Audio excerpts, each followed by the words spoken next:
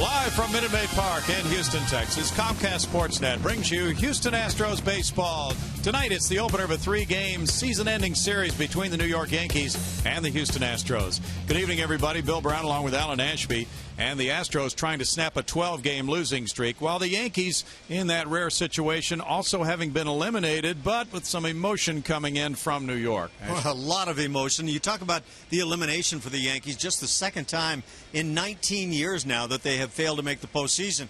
But that time in New York yesterday with Mariano Rivera going to the mound, his final pitches thrown with Yankees fans there, and then the departure with Andy Pettitte and Derek Jeter coming out, teammates all the way back from minor league days coming out. Joe Girardi had a spark of imagination, insight there to send these guys out. And what a great moment it led to. Oh, it certainly did. A very unusual time as Pettitte came out. And as he said in his press conference today, Ash, he said, I wanted to hug Mo, and he didn't want to let go of me. So it got kind of emotional there, and you can certainly understand that with these ties going way back decades between these three. You know, and it was also really intriguing to hear Andy Pettitte talk about the fact that Joe Girardi said, look, here's what I'd like you guys to do, and Andy thought it was a bad idea, but everybody in the dugout said, no, you need to do this. And when it was all said and done, he felt it was just one of those special moments. Mariano Rivera, so beloved there in New York, and you can see the emotion coming out. He thought he was going to be composed, that he wouldn't shed any tears, but it didn't turn out that way. And now they come to Houston for their final three games together as teammates, and they lead all active pitchers in these categories. Pettitte in starts and innings pitched, and wins and strikeouts. Mariano Rivera in games, saves, 82 wins, a 2.21 ERA, leading all active pitchers. So these are two of the great players in the history of baseball, and certainly the long and storied history of the New York Yankees. This is quite something, this duo coming into town. Andy Pettitte, you factor in on top of those numbers, 19 wins in the postseason, absolutely unheard of. But Andy Pettitte is that type of pitcher. 37 of those 255 in terms of overall wins coming as a member of the Houston Astros. So he's got some kind of mixed thoughts of feelings, I would imagine, coming in here to Houston to finish things, and will pitch tomorrow. But Mariano Rivera has been the huge story and will likely be so even if he doesn't appear in one of these three games. Quite a weekend coming up, and it all starts in just a few minutes. And coming up next on the pregame show, Julia's up to talk about the final start for one of the Astros' most pleasant surprises of the season.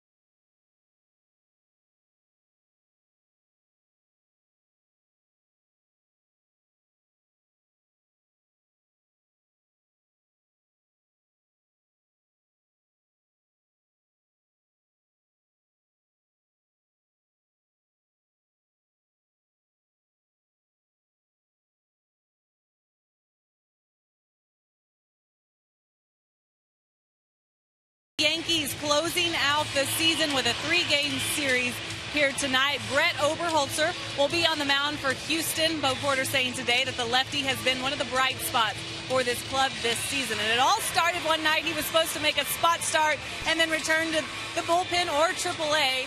He ended up throwing 7 scoreless innings in Baltimore, earning a spot in the starting rotation, and has put together some of the best pitching performances we've seen this year, including the club's only complete game.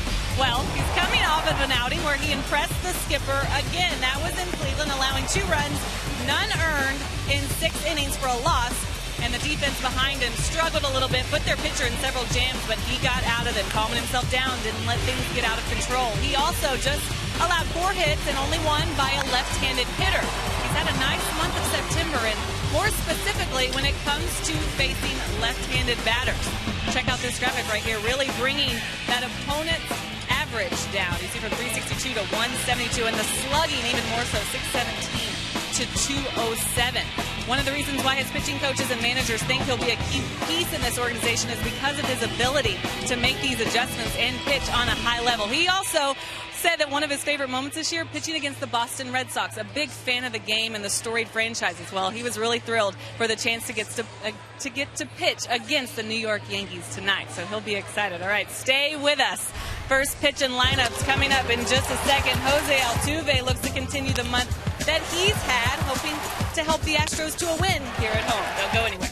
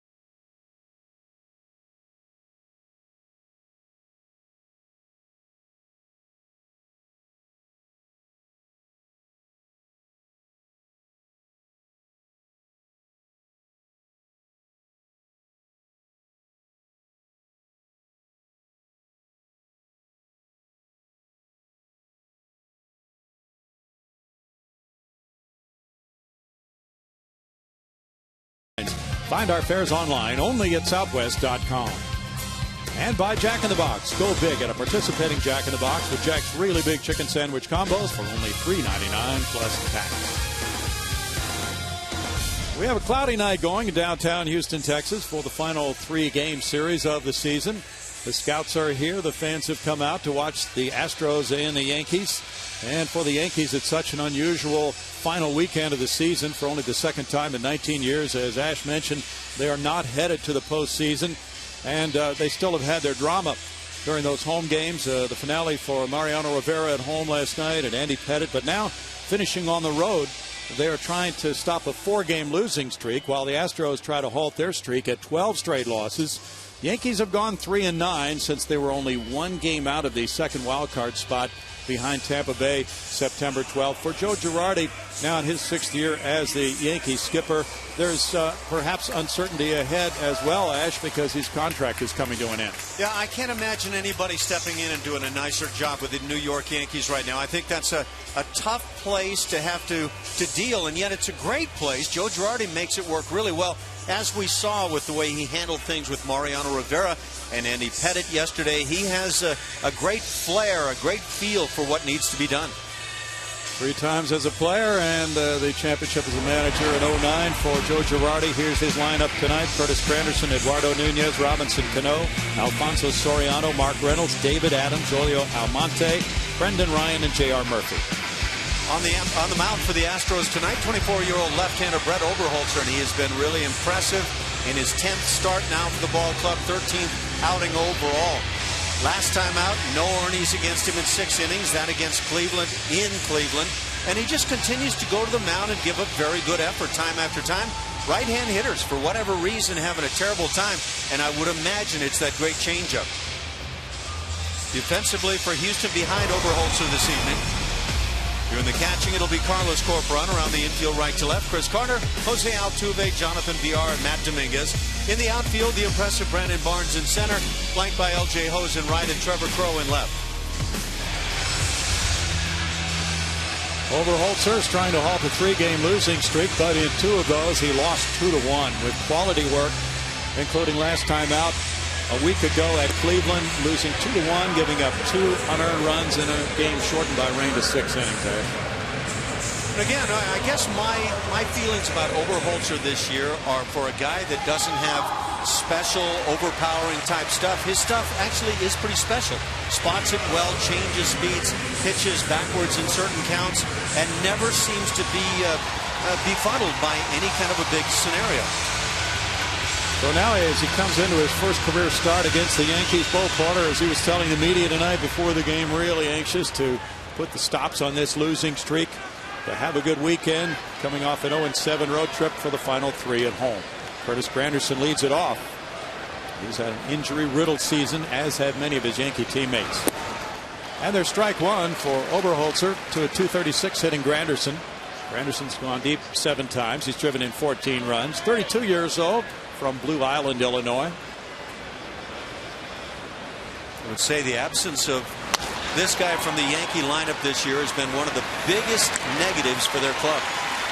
Well, it certainly has. There's out number 1. Granderson hit 43 bombs last year, drove in 106. The year before he hit 41, drove in 119. That's a big bat to lose, Alan. Plays defense well in center field on top of that, but yeah, he was, over the last couple of years, the home run guy. Eduardo Nunez has filled in quite a bit on the left side of the infield. .260 is his average. He has 3 homers, 26 runs batted in, playing third as he is tonight and shortstop for the Yankees. Nunez goes for the first one, puts it in the air. First baseman Chris Carter is waiting for it. 3 pitches, 2 outs for Oberholzer. And Robinson Cano will follow. You've got 2 ball clubs that, as you've talked about, Brownie, are out of any contention for postseason play, and a lot of times the hitters will break it down and start swinging earlier in counts, and I think we may see some of that. Well, Cano also has an uncertain future. He has very fine numbers for 2013, .313 average, 27 homers, 106 runs batted in. He's in the top 6 in total bases. And Cano is headed for free agency. He'll turn 31 in a couple of weeks or so. There's strike 1 as he looks at the Oberholzer pitch. And there is a lot of speculation now. There's one story circulating that his new agent, Jay-Z, and that agency is asking for a 10-year, $305 million deal. And the Yankees apparently, according to reports, opened with a David Wright comparable offer, which would be 8 years, $135 million or so. 0-2. Well, if those 2 are accurate, there's a $165 million gulf between the 2. Should be able to patch that up over lunch.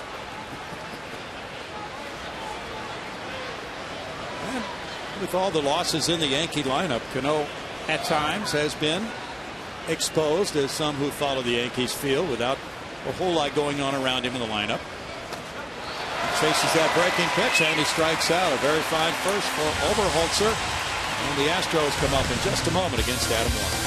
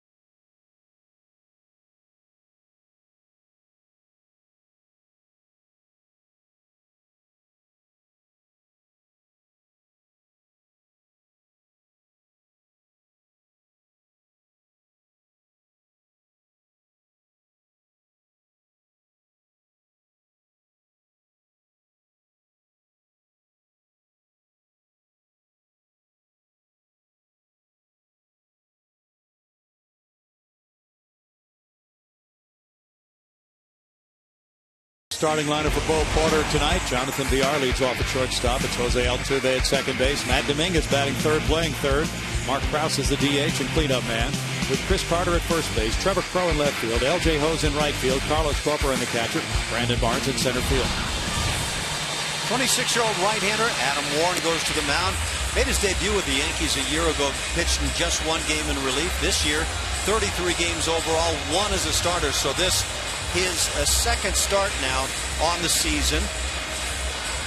And the numbers saying he's pitched pretty well. 3.63 that ERA, a guy who could be quite viable for this rotation for the Yankees come next year. Defensively, behind Warren, behind the plate, J.R. Murphy. Around the infield, Mark Reynolds at first. Around at second, David Adams, Brendan Ryan at short, and Eduardo Nunez at third. In the outfield, Curtis Granderson in center, Zoilo Almonte in right, and Alfonso Soriano in left. Jonathan Villar gets it started for Houston. And looks at that one for strike one. 249 for Villar. His average has been dropping. He's 2 for his last 33. Has 1 homer, 8 runs batted in. Warren, 26 years old, from Birmingham, Alabama. It's a 1-ball, 1-strike count. He faced the Astros at Yankee Stadium in relief back on April 29th. Gave up 2 earned runs in 1 2/3 innings in that game. There's a swing by Villar, and that makes it 1-2. He pitched at North Carolina, and there are several fine major league players currently active from the University of North Carolina. He went 32-4 for the Tar Heels. 4th round pick in 09. Had just 1 start for the Yankees last year. That's in for a strike, and Villar is caught looking. Jonathan Villar has been getting caught looking a number of times here in games recent, and in this case, that running fastball that starts inside and darts back to the dish.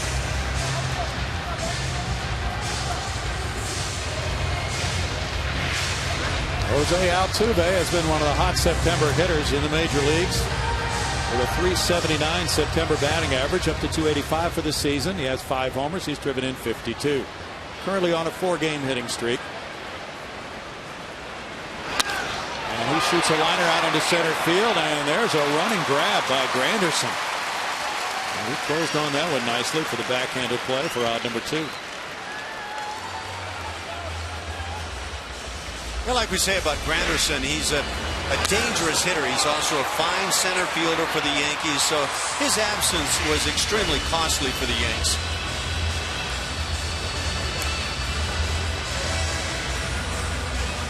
Thunder clouds outside, it appears. Matt Dominguez on a 4-game hitting streak at .245, has 21 homers. He's driven in 76. Granderson moving over toward right center, and it's ball 1 in the dirt. Dominguez 2 for 12 against Yankee pitching in the series at Yankee Stadium in late April.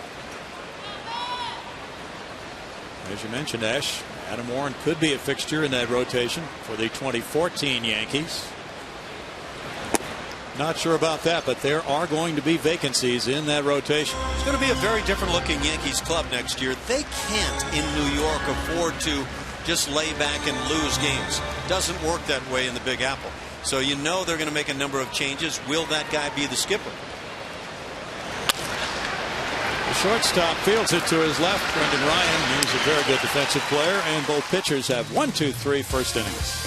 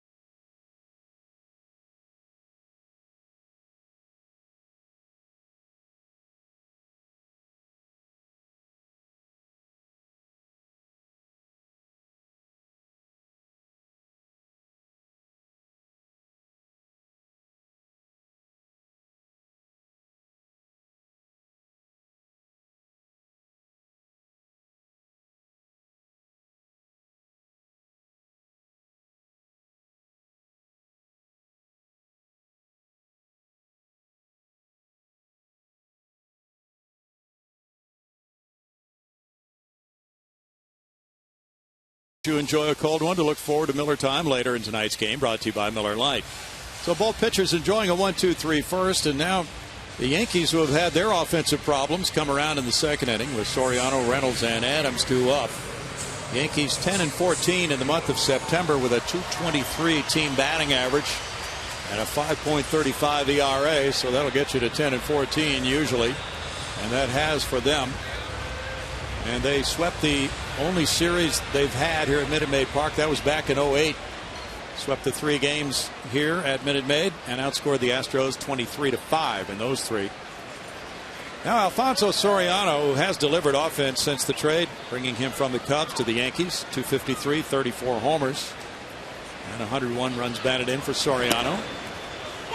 And things certainly picked up for them, Ash, when they made that acquisition, and then they got some of their injured players back in the lineup. Alex Rodriguez, for a time, came back and helped them offensively. He's injured again now. This is really the guy, as you say, that made the difference. There's that terrific changeup that Oberholzer possesses. 17 home runs hit in a brief period of time, 56 games here by Soriano. He's been amazing. Very fine acquisition for the Yankees. Boy, did they need the power. How about this guy with 34 bombs on his year at this stage of his career? Yeah. Very good point. Soriano in his career has hit .252 against Houston with 26 homers, 66 runs batted in.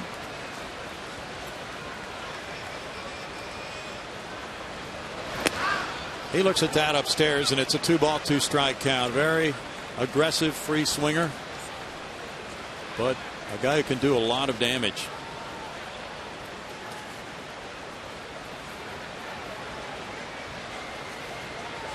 Well, again, driving in 50 runs in 56 games, also extremely impressive. He's taking a couple of close pitches here and gets away with them. 3-2. to the 37-year-old veteran who signed as a free agent with the Yankees in '98. They traded him to Texas in '04. Robinson Cano took over for him at second base. Watch out for the changeup on this 3-2. He gets a strikeout. And the changeup is the culprit. And I'll bet you Soriano's thinking right now, wow, that was impressive, young man. And that's been the work of Oberholzer.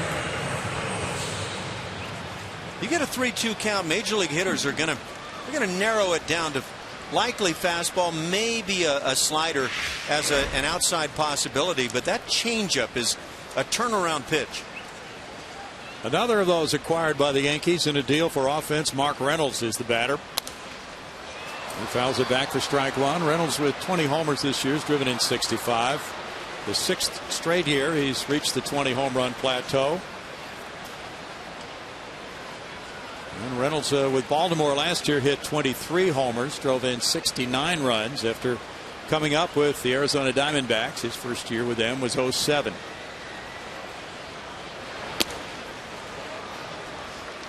He takes a look at it, and it's a 1-ball, 1-strike count for Brett Oberholzer. It's got to be a big moment for him to face this storied franchise in his 10th major league start.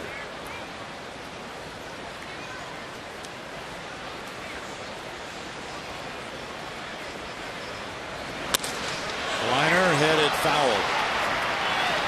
1-2.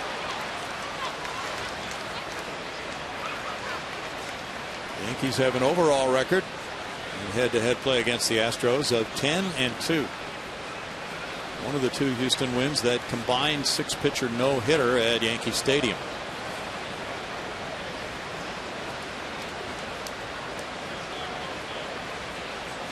Reynolds started the year with Cleveland, hit .215 there. And that's in the air to left center field, chasing Brandon Barnes way back, right in front of the Yankee bullpen. 2 outs. This month of September has been filled with teams vying to get into the postseason. Brett Oberholzer has not shied away from these clubs at all. In fact, he's pitched extremely well. The fastball, that batting average against, down to 188 here in September.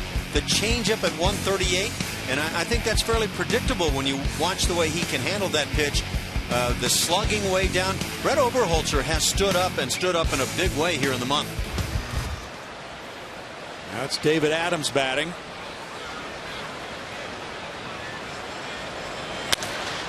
He smacks one, and Brandon Barnes is settling in underneath it. That's 6 straight Yankees retired by Oberholzer in a scoreless game in the second.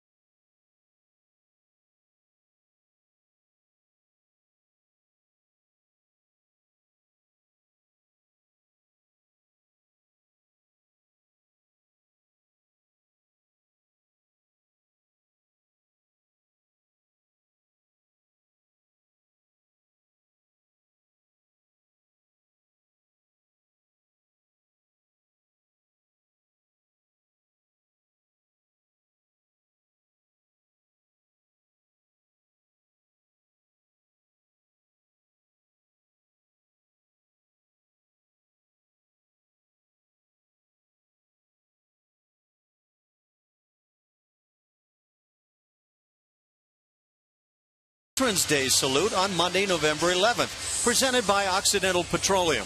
featuring the screening of the award-winning documentary, Honor Flight, One Last Mission. For more information, call 1-877-9-ASTROS or visit astros.com for your tickets. We got ours. That's going to be a special day and probably a full house that day. But the good thing is, as Ash mentioned, the tickets are free. And a special time to salute our veterans, especially the World War II veterans, the greatest generation. Bottom of the second inning coming here, and it's Mark Krause. 217 is Krause's average.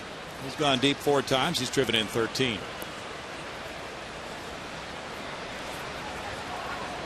Andy Pettitte pitches tomorrow night for the Yankees. He spoke with the media today. He's going to be very happy that his family and friends here can come see him.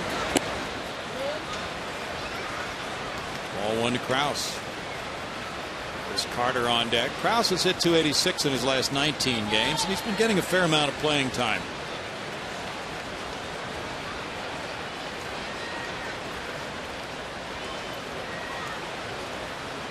Shortstop Ryan is shading up the middle on Krause, who looks at ball 2, and it's 2-0. There's the way the Yankees have their infielders arranged. Wonder how much of those 3 years for Andy Pettitte in the middle of his career impacted him, how it stands up with the great years he's had in New York. Well, the infield shifts around more on the pull side. It's a strike, 2-1. Well, he talked about it. He had a few questions about his time in Houston today, and he said it was really a special time for him to come back here to home and to be a part of a team that was the first Astros World Series team.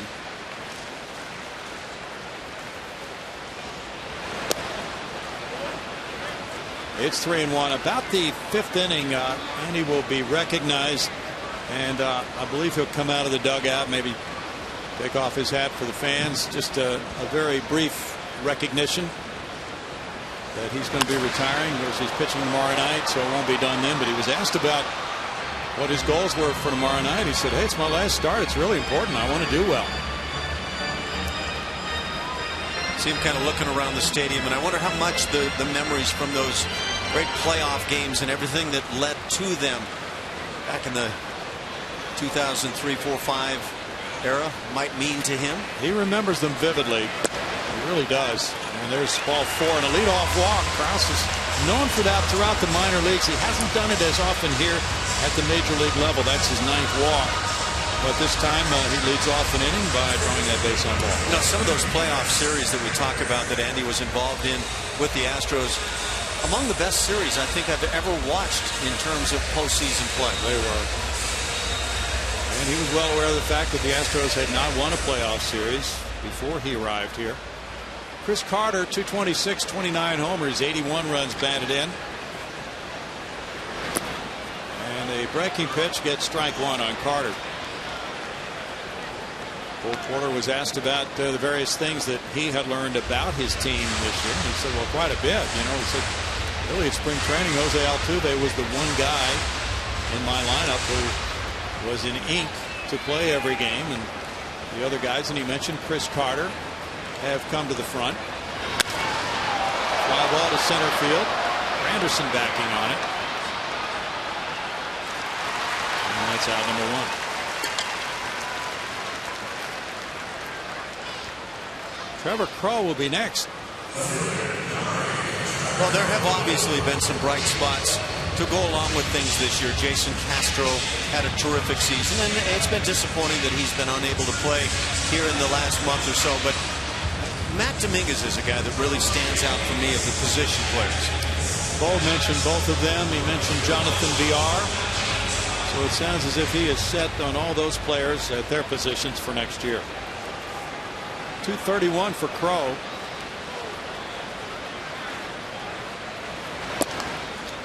There's a strike. I mentioned tonight's starting pitcher, Oberholzer, as well. 13 runs batted in for Trevor Crowe. You know, when you look at the overall record, Brownie, it might be difficult for people to forecast that the Astros have likely come up with 3 guys in the rotation to start next year, and maybe more. Yeah. But when you talk about Oberholzer, and Jared Cozart and the way Brad Peacock has thrown the baseball. Those guys have stood out. You mentioned all three of them. And he did not mention Jordan Lyles because Jordan had been here and had been in the rotation. He was talking about things that he's learned about this year's team and about these players.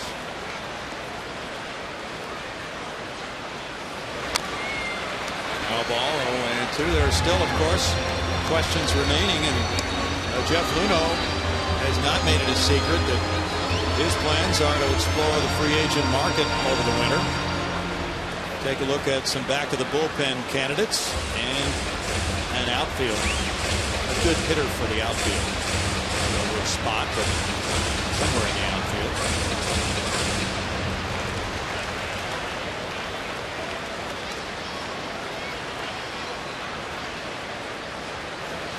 Move over to first.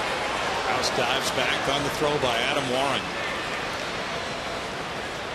Well, you wonder what some recent success for Krause has done to help him in terms of next year. How about L.J. Hose? He's been quite consistent and solid since coming over from the Orioles. Trevor Crowe has had his times where he's played quite well. Of course, then there's Brandon Barnes. Yeah. Crowe strikes out. And that's strikeout number 2 for Warren. And I think we all feel that Brandon Barnes has stood out as the defensive player in the outfield this year. No doubt. L.J. Hose at 277 with a homer and 10 runs batted in has, as Ash mentioned, made quite a bit of good use of his playing time. 45 games as an Astro, compiling those numbers. And he has shown his ability to hit the ball hard to right field. And that can be very beneficial in a situation, and not so much this one with 2 outs in the inning, but with 1 out, getting a runner from first to third. Although in this scenario, when you have a runner at first with the first baseman holding, big hole on the right side, and LJ's taken advantage of that numerous times. That's a good point, Ash. 1 ball, 1 strike. Carlos Corcoran's on deck. LJ does it naturally. It's not one of those forced swings the other way. It just happens. And you feel silly bringing up a name like this, but Roberto Clemente had that type of swing where the ball just tended to go that way. It's what Hose does.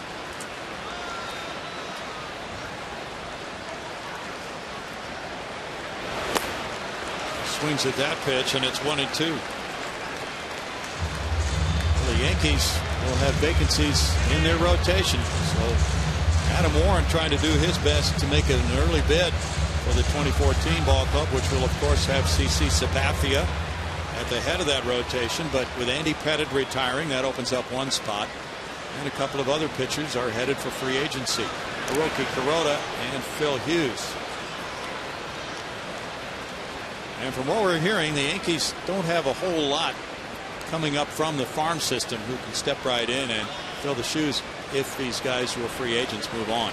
Just saw Hiroki Kuroda, and a year ago he was as good as anybody in that starting rotation for the Yankees. This year, good the first half, second half not so good. There's a liner to right field. That's in for a hit. Krause heads for third base, and the throw goes in to second, and it's a 2-out 2-strike single by L.J. Hose, bringing up Carlos Corcoran. Watch this swing of L.J. Hose, and you'll see exactly what we're talking about. That front foot kind of steps a bit toward third. The body falls that direction a bit, and yet the baseball shoots to right field. It's rare, but it's extremely good when you can do that naturally. Very nice result for L.J. Hose, getting the first hit of the ball game. Carlos Corcoran hit a home run off Adam Warren at Yankee Stadium on April 29th. He did 7 this year. He's driven in 20 with a .231 average for Cork. Cork had a big series against the Yankees. He went 4 for 5 with a homer and drove in 4. Had some really big games offensively early in the season.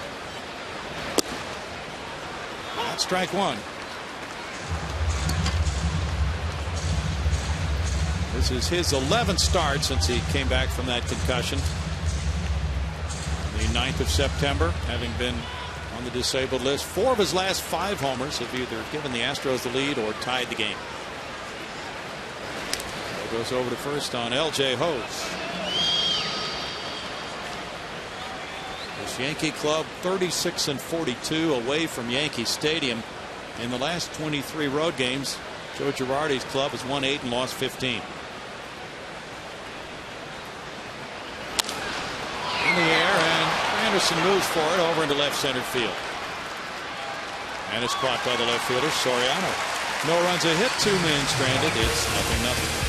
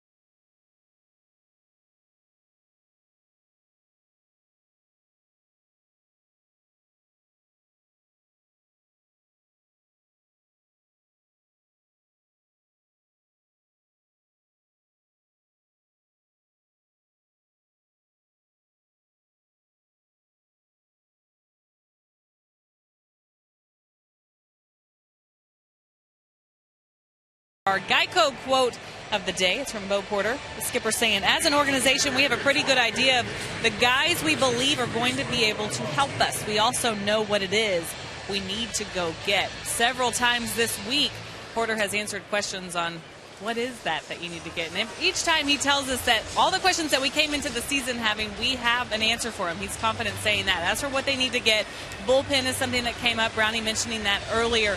Outfield, another position. First base was also mentioned. Brownie, we've seen a lot of different players go through all 3 of those positions. Oh, it's been a dizzying swarm of players in and out.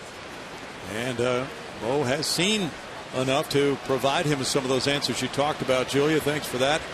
Zoilo Almonte is the leadoff man here, hitting .250. He made his major league debut in mid-June for the Yankees. It's an unusual name, Zoilo. There's ball 1. Well, I knew one Zoilo. I didn't know him personally, knew of him in Major League Baseball. He happened to be an MVP. For Sias, shortstop of the Twins. Terrific player. 2 balls, no strikes. An MVP that was a shortstop, and I believe hit about 270 something his MVP season. Interesting. Well, the fielding percentage has to be really high with that kind of a batting average to win an MVP. And a range factor and all those other defensive metrics. Of course, they were touting those metrics highly back in those days. Do you think they talked about ultimate zone rating? Yeah, I think shortly after his MVP season, they ceased for a while, but they came back. Almonte's from the Dominican. He looks at ball 3, and it's 3-1. Oberholzer with just 12 walks in 68 in the 3rd innings this year. Almonte was on the DL. He came off that list on the 9th of September. He had a sprained left ankle, missed 45 games. And he shoots one foul. 3 balls, 2 strikes. Cleveland Indians have really beaten a nice path out to a 5-0 lead at Minnesota. 5 runs on 6 hits. They're only in the top of the 2nd inning right now.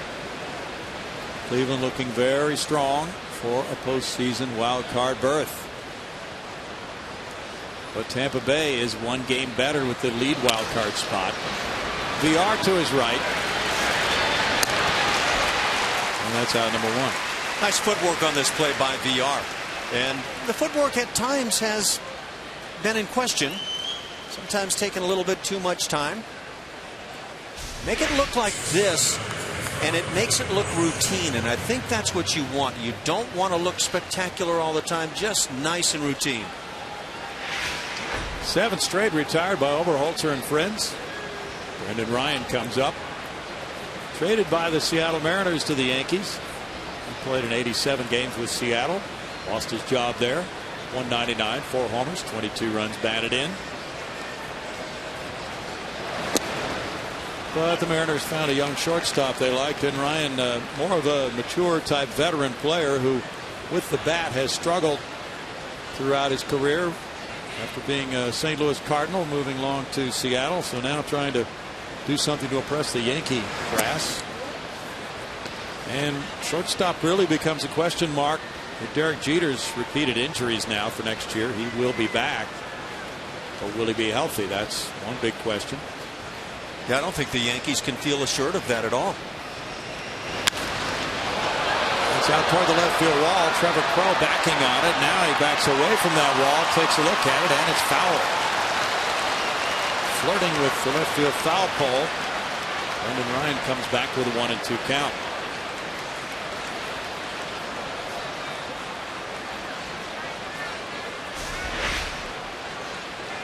Gets enough to get it out of here, front row style, but hooks it a bit too much. Scatter the chickens. It's always been one of the things you have to watch for. Chickens on the foul pole. Rolled out to shortstop.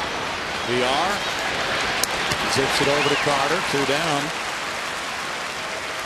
And Oberholzer's in a nice rhythm. No matter what's happening in the sports world, Kevin Eschenfelder has it covered with a fresh take and special guests you won't get anywhere else. Sports Talk Live weekdays at 5 p.m. only on Comcast Sportsnet. J.R. Murphy, who's thrown out 2 of 4 runners attempting to steal, now gives it a shot at home plate with a 125 batting average for J.R.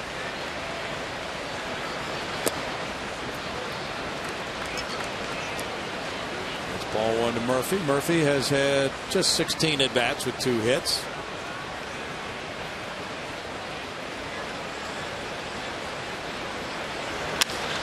He lines one, and now he gets the first Yankee hit off the left field wall and into second base with a 2-out double for Murphy. Murphy has his first major league double now. Kind of a classic case of Oberholzer there throwing a close pitch on the first one. It was called a ball where it might many times be called a strike. And so what do you do when that happens, especially with a 9-hitter? You just go ahead and groove the fastball, and that fastball gets cranked. He's at second, and Curtis Granderson comes around for the second time. First double of Murphy's career. Granderson has hit 32 homers off lefties since the start of 2011. That ties him for the major league lead in that period of time with Jay Bruce of the Reds and Mark Trumbo of the Angels.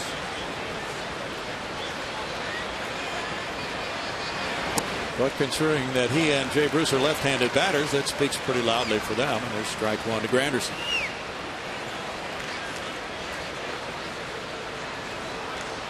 Should be a special weekend with events in all 3 of these games. Mariano Rivera will be honored before the game on Sunday. 1 ball, 1 strike to Granderson. Granderson had that broken bone in his forearm from spring training, and then he came back and broke a bone in his left hand 8 games after he returned from the right forearm injury. Guy who had a combined 84 home runs over the last 2 years for the Yanks. He checked his swing on the appeal to Gary Cederstrom. It's a 2-1 count to Granderson, who reached All-Star status last year with the Yankees with that fabulous year, and the year before. He's a 3-time All-Star. He really started blossoming in 07 with Detroit, hitting .302 with 23 homers. He's been consistently at 20 home runs or above since then. 2 balls, 2 strikes. That was the year when he hit 23 triples rather to lead the major leagues. That's a phenomenal figure. Boy, it is.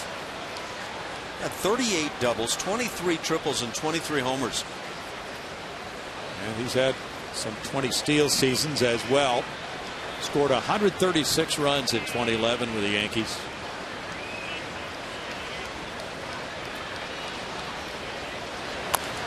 And he taps that one foul, but as is the case with some of his teammates, his high salary is going to prevent the Yankees from re-signing him unless they tender an offer, and that's the way it is now with free agency. The Yankees can tender him an offer, and he could accept it and take a 1-year deal.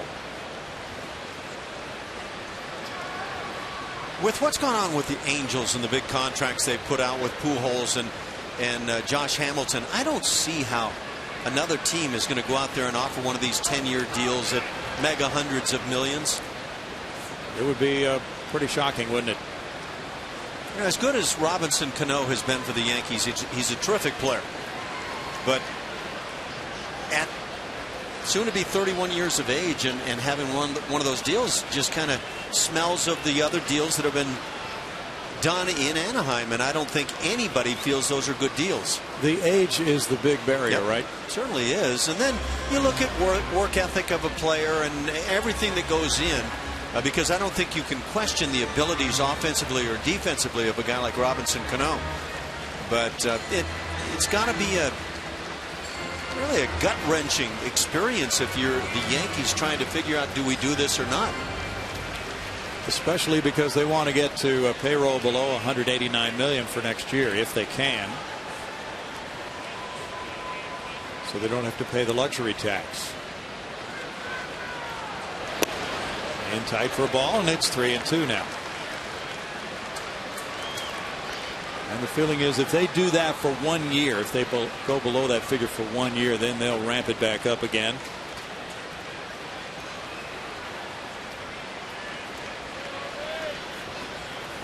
Well, the Red Sox are a club that has shown that you can go from one miserable year to a great one. They sure have. That gets a shot for the World Series. They regrouped very quickly. And they made that astonishing deal with the Dodgers, and that really allowed them to regroup. Well, and that was the deal that left me feeling like there's no way they can regroup this quickly. Right. Because they got rid of some genuine top of the shelf type talent. You talk about just the first baseman alone, seeing Adrian Gonzalez go to the Dodgers. I thought that was too much for the Red Sox to overcome. Has been surprising. Fly ball to center. Brandon Barnes waits for it. And it's no runs a hit and a man stranded. It's no score in Houston.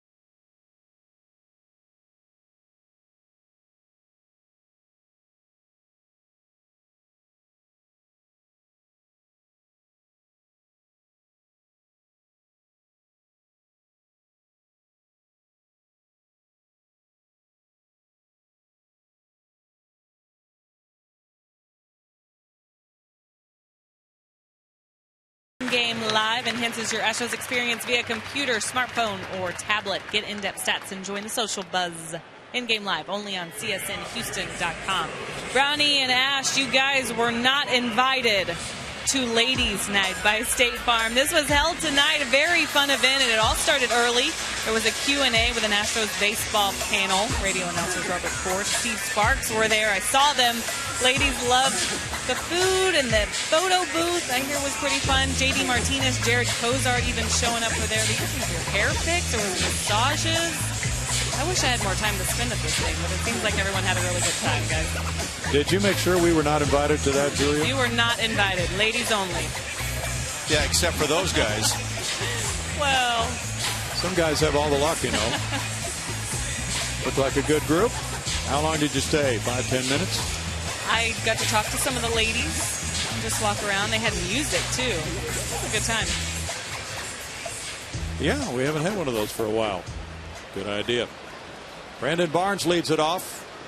No score, bottom of the third inning. 241 for Brandon, 8 homers, 41 runs batted in. He said he's ready for the season to continue.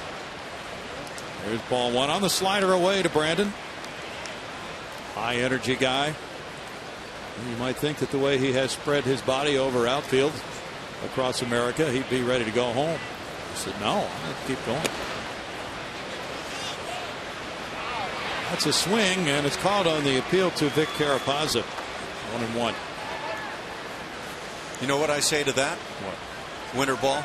Oh. 162 is it's a pretty challenging marathon of a schedule. Boy, it is, isn't it? Obviously, he's in great shape. It's 1-2. And just looking at a team like the Yankees, Ash, and how they had put their roster together under GM Brian Cashman, fine general manager for the long haul. It just doesn't always work out. They have been hit hard by injuries, and that does happen from time to time to various teams. Slow bouncer out to second. Here's Adams, unable to play it, and on through into center field. Barnes takes a look at it, but then Granderson gets there. Adams was rushing in. He was off balance, and it's a hit for Barnes. Nice way to start a night. You get that kind of cheapy, the infield chopper, and you beat it out, and suddenly you feel good about things. Get to swing in the bat well. We'll see if that works out for Brandon. One more stretch, I think, was needed in the pregame drills at second base. He took a look at that ball out in shallow center field, but Granderson was headed quickly toward it. So he holds it first, and it's Jonathan Villar batting. Villar struck out looking. Good situation for Jonathan to try to get on track here. Barnes has 11 steals. He's been caught 11 times. Villar tried to bunt it and missed for strike one. Jose Altuve on deck. What had seemed like a natural aspect of the game with Jonathan Villar, his first month with the club, that bunting ability. Now it looks like maybe he's focusing maybe a bit too much on trying to get out of the box early. He certainly runs up and tries to bunt that ball very early so he can get a head start to first base. He had the experience the other day where he dropped the bat before making or even attempting to make contact. But you can see he's coming forward. He's within the box this time. We've seen him a couple of times where he was not within the box. He's thinking outside the box, Ash. You got to do that occasionally if you want to be successful, and Jonathan does it well. He's loaded with tools. 1 ball, 1 strike. We've seen him on occasion slap that ball hard to the left side of the infield. He has a sizable hole there now between Nunez and Ryan.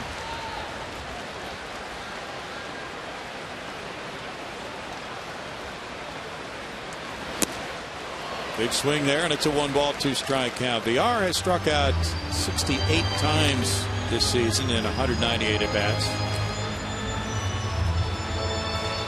On base average was really respectable for a time. Now it's dipped down to 327.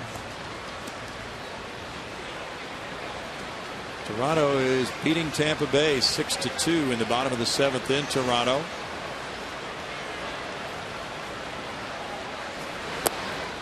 VR moves back, and it's a 2-ball, 2-strike count. How about Detroit? Detroit is playing in Miami this weekend, and Jim Leyland is not happy about his pitchers having to bat in a National League park while he's getting them ready for postseason. I think he's got a valid argument there. Do you really? I actually do.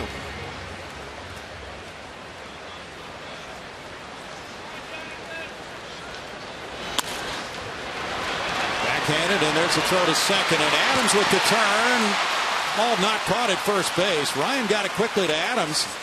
The ball was not caught by Reynolds at first base, so it's out number 1 as Barnes is retired and VR is aboard. I would assume you are not in agreement with that. My description of that would be wah. Yeah. Well, and I imagine you might get more people saying that than otherwise. I just feel like, as you see VR beat it, that's good hustle, that it's a challenge that Leyland finds as the only manager of 30 Major League ball clubs right now, and he probably feels because of that it's unjust. Well, but he's got a great starting pitching staff, and what if he loses one of those guys? True. Reason for concern if a Max Scherzer has a broken finger batting or something along those lines, or a Verlander or a Sanchez. Yeah, it could be devastating to that Tiger club. That said, the other teams did it apparently earlier in the season, but he doesn't like the timing of the whole issue. That's the way the cookie crumbles. Jose Altuve line to center field. He takes a strike. Altuve with 39 hits in September, one fewer than Hunter Pence in May of 2011 with 40. That's the last time an Astro had that many hits in a month. Closing with a rush. VR was just kind of adjusting his sliding gloves when the throw came over. It's like he was reaching and about to put that glove on when the throw came over from Adam Warren. What did guys do before they had these sliding gloves?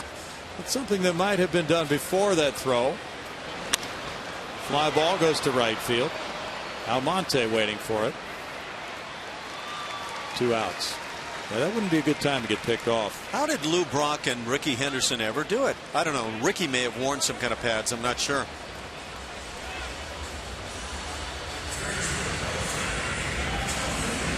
When did the batting gloves come into popularity? Do you remember? I want to say early probably 1970. Wow, my head. Let's get this thing geared right. Yeah. The 70s. Does that sound right for you? It does, because early 70s. It really does. I remember Hawk Harrelson being involved maybe in that. Dominguez and takes that pitch after grounding out to shortstop for ball 1. I might be wrong on this, but I think Hawk was one of the first guys to use the golf type gloves when hitting. Of course, he's been a long time excellent golfer. Before they had the hitting gloves, what did the hitters do? They have to have a Velcro strap around their wrist to readjust. Runner going, and it's fouled away, I guess. 1 ball, 1 strike. The odd thing is now, with all the batting gloves, it seems like way more bats go flying into the stands than they ever did before they used gloves. You get gloves and pine tar and rosin, and then you get the Manny Mota stick and the bats go flying.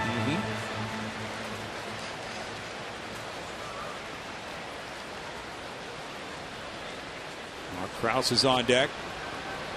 Runner going again. This is a fly ball to right field. And Almonte makes the catch. No runs, a hit him. Man stranded, and after 3, there's no score.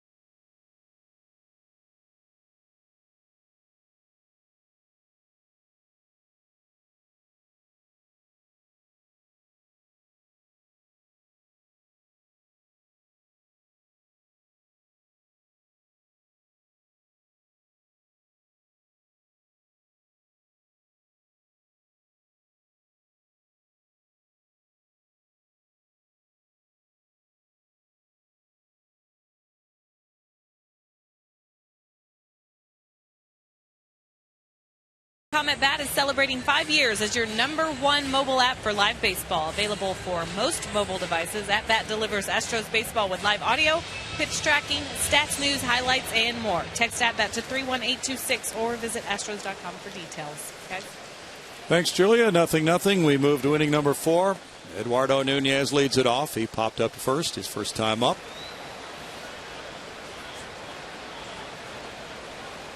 Oberholzer delivers their strike one. Some claim, Ash, that the first player to wear a batting glove was Bobby Thompson of the Giants. He wore golf gloves during spring training in 1949. Others say it was Ted Williams during '63. Line to be on. So we're not sure. Well, let's check the tape on the Giants win the pennant thing. Okay. Because we'd know about Bobby Thompson there. Yeah, good point. I think those were gloves of a different nature, if that's true. All right. Because I don't think Nike had their gloves out yet. Okay, here's one. The first person to wear a batting glove in a game was Ken Hawk Harrelson. Some sources say Harrelson first wore golf gloves while playing for the Kansas City A's in 1964. 64? Wow. You'll love the explanation as Robinson Cano bats. He struck out earlier. Isn't the internet great? Thank you, Al Gore. The story is that Harrelson was with the Red Sox in '68, and he was not expecting to play in a night game. He spent the afternoon playing golf. He arrived with blistered hands after playing 27 holes. He was surprised to find himself in the lineup and resorted to wearing golf gloves to protect his sore hands. It sounds about right. Next time we see Hawk, we'll have to ask that question. Yes, we will. How true is this one? Oh, boy, that's a beauty. Well, like they say, you can't put it on the internet if it's not true. Cano looks at ball 3, and it's 3 balls, no strikes. I actually remember playing my early days in the American League. We were out in Southern California. I went out to the beach and got the bottoms of my feet kind of burned, not blistered, but burned. And I got to the ballpark, and I was just hurting in my shoes, and I was scared to death. I wasn't going to let the skip, Frank Robinson, know about the situation. So I handled it with a plum. Yeah? And you put a plum on your feet? Probably would have been better. That would be cooling. What were you doing? Handstands on the beach? How'd you get the bottom of your feet burned? That's a hit to the right side. Passed out Tuve right through the shift. Cano comes up with a single. You see, the concept of hot sand factored into the whole thing. Okay. Well, whether you're from Texas, Louisiana, Oklahoma, Arkansas, or New Mexico, or those beaches in Southern California, CSN Houston covers the entire 5-state region minus the beaches. And we want your story ideas. Email us your ideas at regionalroundup@comcastsportsnet.com. We'll be hearing from somebody on an iPad on the beach in Galveston. Soriano struck out earlier on a 3-2 changeup. He takes strike one there. And Soriano still has another year to go on his contract, although the Cubs are paying for most of the value of it.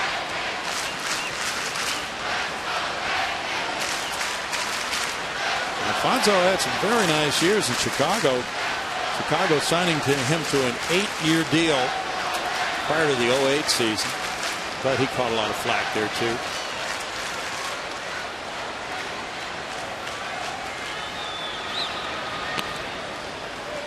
It's a 1-ball, 1-strike count. Corcoran moving quickly to his left to catch that one. Well, if you sign one of those huge contracts, you're probably not going to fly away from all criticism. Good point. You're opening yourself up to criticism for any little thing you do if you sign a 10-year deal for $305 million, right?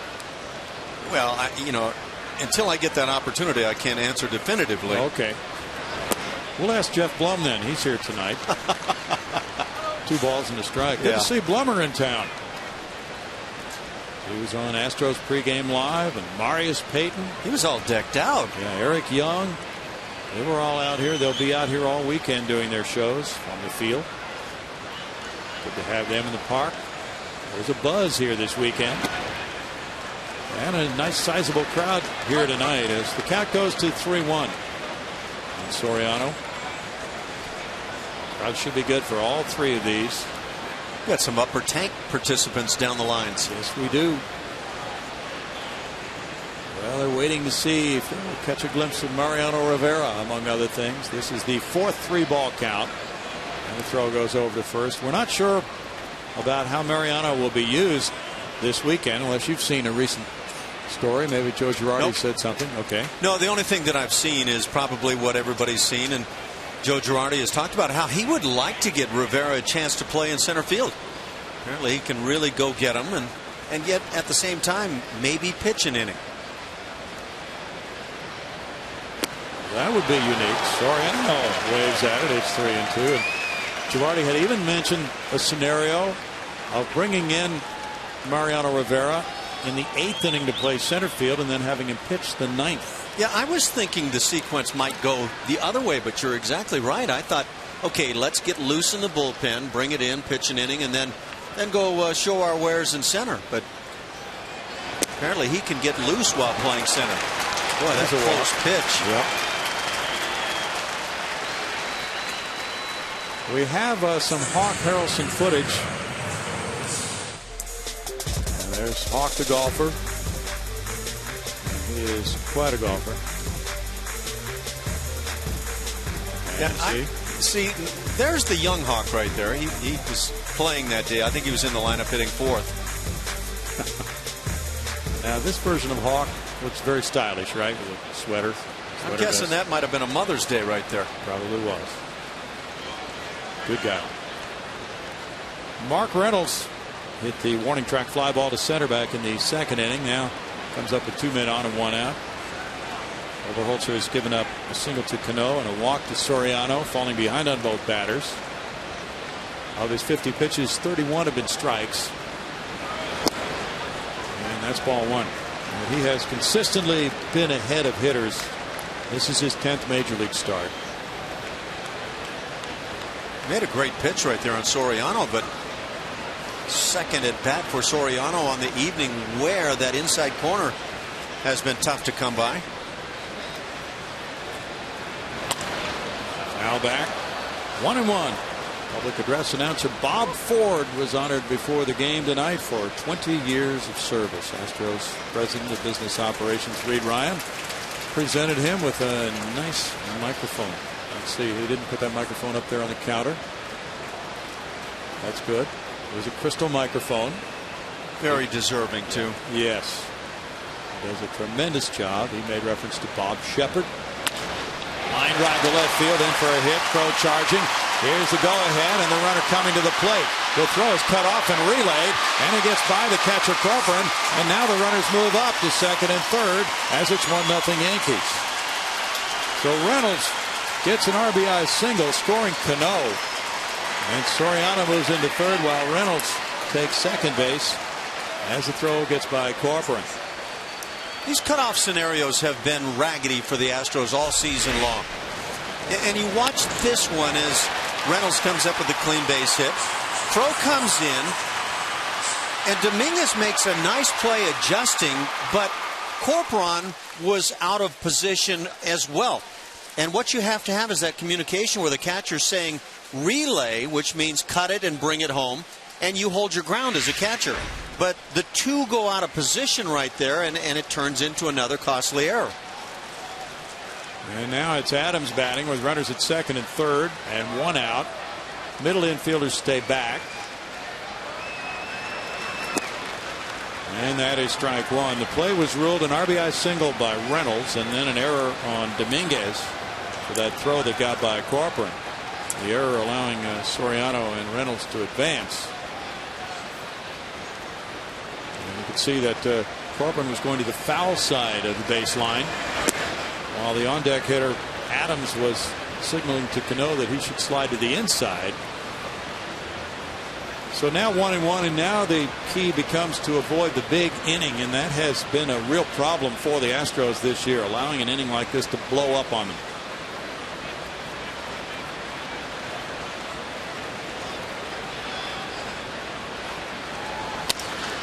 Up up the right field line. It's slicing and going toward the corner and staying fair. That'll score 2. Here's the throw from Ho's, cut off. 2-run double by Adams.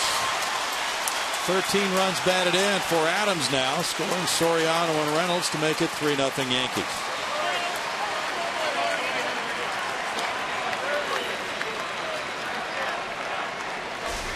We get a peek at the swing of Adams. It was a real nice job and almost hits this ball out of here as it holds its line. Really didn't slice a whole lot, almost got out. Brett Oberholzer, in my opinion, has kind of tried to make some quality pitches and hasn't gotten a whole lot for it. And then when you leave one up and it gets drilled, it costs you. Now 3 runs on 4 hits for the Yankees. Oberholzer facing Almonte. Almonte grounded out to shortstop in the 3rd. We're talking about Zoilo Versalles, 1965 Twins MVP of the American League. He hit .273, 19 homers, 77 runs batted in, Gold Glove. It's always important for a shortstop winning an MVP. Had 45 doubles and 12 triples that year. You know, it's astounding how you can go back to your youthful days and numbers will pass through your head and they stick for some reason. I remember to some degree or another. But you know, I mentioned that I thought Versailles had hit 270 something. It's not like I've checked that in the last 40 years, but the numbers are still the same. I saw you checking it on your laptop. You are always just, you know, giving me away. I looked over your shoulder and you were checking Versailles' numbers. You didn't really remember that. No, isn't that funny though how when you're young you have those experiences? Yeah, they can get ingrained. Not so much when you're older. Ground ball, VR checks the runner at second, throws to first. Very athletic play. Round number 2. Yeah, when you see Jonathan VR like this, I think the only conclusion you can make is somebody, if you've been around the game for some time, is that, boy, this kid has a chance to be really something. And I think that's what most of the folks with the Astros believe right now. He's got the tools. It's there. That's 2 outs. Now Brendan Ryan, the batter. Ryan grounded to shortstop. His former club, the Cardinals, is shutting out Chicago 4-0 in the bottom of the 3rd. Lance Lynn pitching for St. Louis tonight. Foul away, strike 1.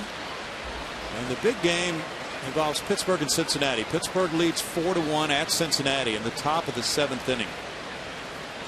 And Pittsburgh currently has a 1-game lead on Cincinnati in the wild card race. So if the Pirates win tonight, they would be 2 up with 2 to go, and I believe they hold the tiebreaker on the Reds for the home field advantage if they would tie for that spot. A looping beyond second base, and here's VR out into shallow left center field. Good running catch. 3 runs come the Yankees' way on 3 hits with an error and a man left. They lead at 3-0.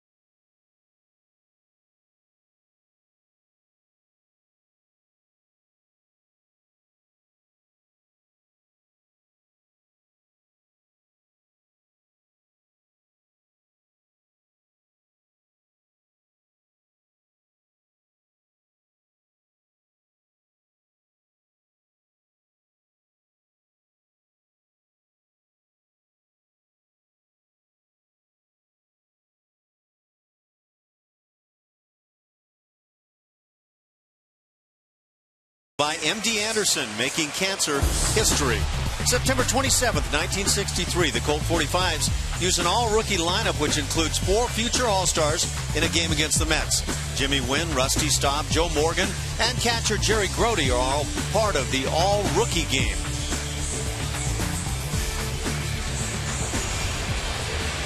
An all-rookie game. Some pretty good names there. And see, that kind of falls back in that realm for me that was, I guess, the list of guys that where the names stuck and the numbers stuck and really means something. Got a question for you about that group. Jimmy Wynn, by the way, was on the field before the game tonight, taking part in some of the ceremonies, honoring his good friend, PA announcer Bob Ford. And also he was out there for another presentation. Here's Mark Krause with the Astros trailing 3-0. Bottom of the 4th inning. Krause led off the bottom of the 2nd with a walk against Adam Warren. You talk about those big stars from the mid-'60s, and ran across a quote from Joe Torre, who's going to be here Sunday to honor Mariano Rivera, and he talked about Sandy Koufax. So his statement was that he doesn't think there's been a more respected player than Mariano since Sandy Koufax. Well, you know, Mariano's done it a long time. Sandy didn't really do it for a long time, but he did it in such a fashion for a relatively brief period of time that I think he was that respected guy. I think the name came out of the game, Sandy Koufax, as being the game's greatest pitcher. Certainly at that time, and among those, the greats that have ever pitched in the game. Adams to his right, backhands, and throws over to first for out number 1. But it was also an era of some great pitching. There was Bob Gibson, and he put together that absolutely amazing 1.12 ERA season. There were a number of guys, Juan Marichal, Don Drysdale, and on. But Sandy Koufax seemed to be the guy at the top of the heap. And he's probably talking about the entire embodiment of a classy guy who carried himself off the field as well as on. I think that's true. Sandy was one of my guys. I grew up in Southern California, idolized Sandy, and Tommy Davis was the other guy. Just a great hitting outfielder. Did you ever get to meet either one of them? Both. And the experience was wonderful in each case. Sandy Koufax could not be a classier individual. And Tommy Davis turned out to be the same, and I got to meet Tommy in a setting away from baseball. But yeah, just really special for me because they turned out to actually be the guys I perceived them to be. 2-1 to Carter. Who were the guys that you really idolized back then? Oh, first Mantle. Yeah. One would surprise you, Nellie Fox. 3 balls and a strike. You liked that barrel bat, didn't you? Well, it was unusual. But what I liked was he was a small guy. The odds were against him even making the major leagues, and he became an MVP. Check swing, and it stays right there for the catcher. And the throw goes from Murphy to Reynolds for out number 2. But I sense that there's now a whole generation of people that will be watching Sunday when Mariano Rivera is on the field for the last time. And they should. The guy's been so far above everybody else that has tried to perform that position as closer in the major leagues. And there have been some really great ones, but it's just an automatic response, and it's a true one, that Mariano is the best of all time. And you asked Ken Singleton, who's working next door on the Yes Network, Yankees TV, if he is as good a man as he's been portrayed, and he said absolutely. Better. Yeah, and it's a cool answer, because you can run into situations in this game and in life that's not the case. But in this case, it was an honest, genuine answer from Ken Singleton, and I think from others, that he is everything he's portrayed to be, and it's really special. Well, this really dawns on us now. Ken Singleton there. And Michael Kay doing Yes Network TV. And Ken's been around a long time as a player and broadcaster. And he's seen so many greats and played with so many greats. But we unfortunately have just not had a chance to witness Mariano Rivera very much. With the Astros being a National League club, and it's going to be a real treat for us to see him hopefully get into a game this weekend. You as a non-hitter can say unfortunately. For the players, it may not go that direction. Crow is caught looking at strikeout number 3 for Adam Warren, and it's 3-0 Yankees.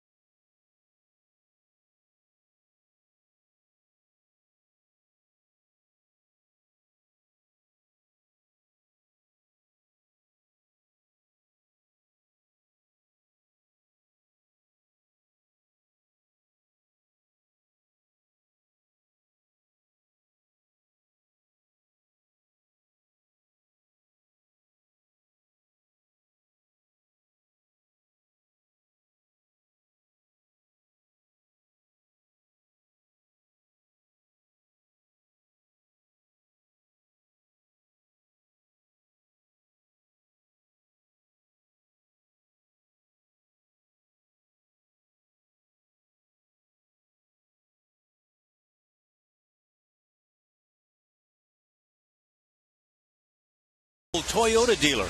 Who was the first reliever to win a Cy Young Award?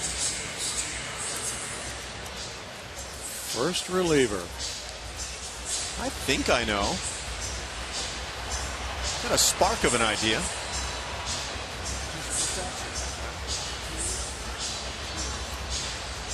How about that night? Just one of those rare nights. And fans will remember that for their entire lives after witnessing that game. See the genuine reaction from Joe Girardi? I just think he has been so ideal for that club. He has. 3-0 lead for the Yankees, and there's a foul ball by Murphy leading off the 5th inning. He doubled in the 3rd, became the first Yankee base runner after Oberholzer retired the first 8 to face him. What do you think the Yankees would do if they didn't have Joe Girardi as their skipper? Well, I'm sure they'd have the pick of the litter. And the Cubs may get the pick of the litter with Joe Girardi this year, from everything we're hearing. Now, we have read that they plan to notify Dale Swain, their current manager, on Monday about his future, right? Well, that's the fair thing to do, but it's so fair that it makes me wonder if the answer is thanks for your efforts, but we're going to move on. Okay. I don't know. Does it make you feel that way? I'm just curious. I don't really know. If the answer is you're coming back, why not tell him now? Well, that's a good point. 1 ball, 2 strikes. And if the Cubs, who are willing to spend money, are able to bring in the guy they really want, seems like they would do it.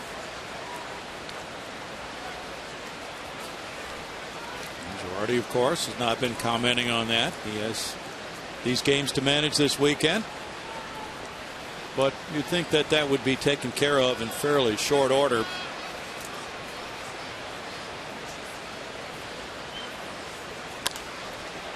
In the air on the infield, Jonathan Villar moves in for it. That's out number 1. Joe Girardi grew up in the Chicago area, and that would be the lure for him to go that direction.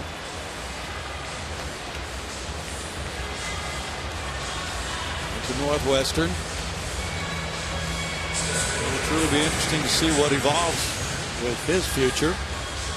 The Yankees this year have their fewest wins since the strike-shortened '94 season when they were 79-65. Granderson takes a strike. He's 0 for 2. This will be their fewest wins in a full season since '92. They won 82 and lost 77. Extenuating circumstances. Lots of injuries and lots of old players.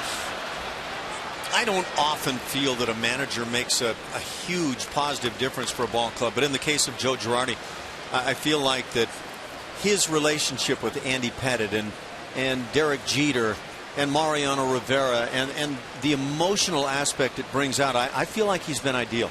But then I thought Joe Torre was that same guy too. Granderson strikes out. Strikeout number 3 for Obi. And Jeter's had the frustrations of those injuries just about all season long.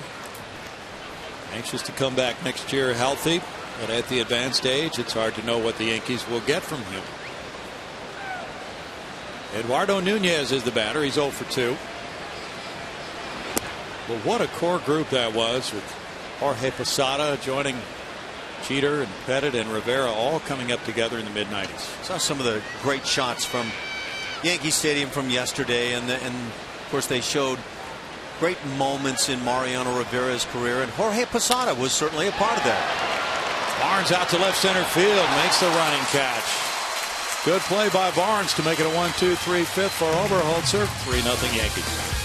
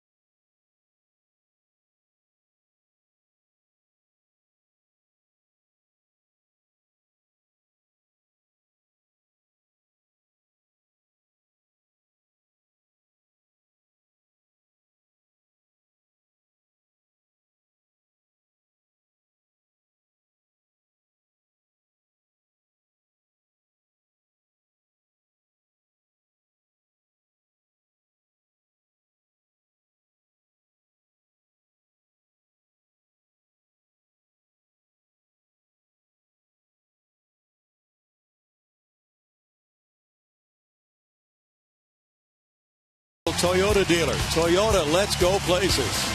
And by Progressive. Visit Progressive.com today. We just had the ceremony on the field. Andy Pettitte presented by Reed Ryan with the uniform jersey framed from his time with the Astros, and got the greeting of this crowd tonight. Nice sized crowd at Minute Maid Park. As the video was played up on the big screen, El Grande, Andy acknowledged the Houston fans here in attendance tonight. And he'll be pitching tomorrow night.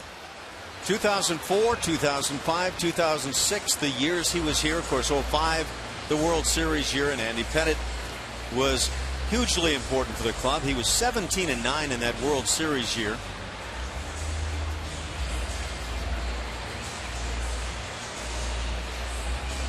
One of the really good guys you'll run into. And he'll be back home in Deer Park now.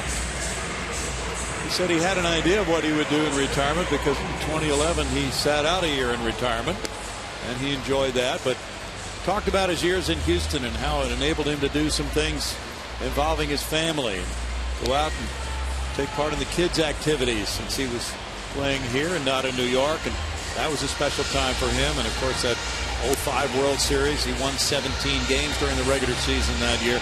Was a big part of that club.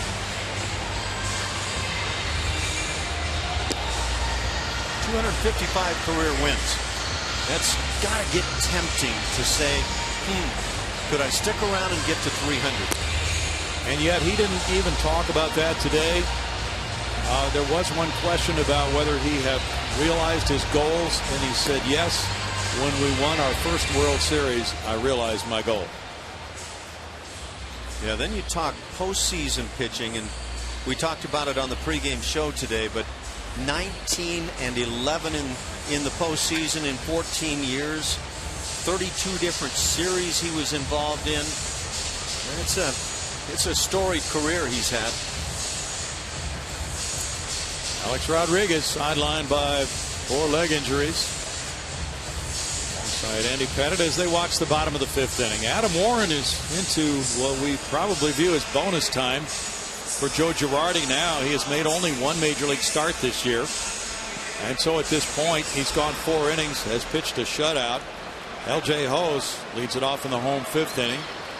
He's needed only 51 pitches. 36 have been strikes. That's why things have been so efficient for Adam Warren, who throws ball 1.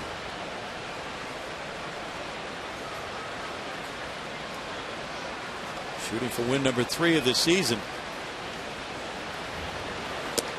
Yankees have not announced their starter for Sunday yet. Eric Bedard will be the Astros starter.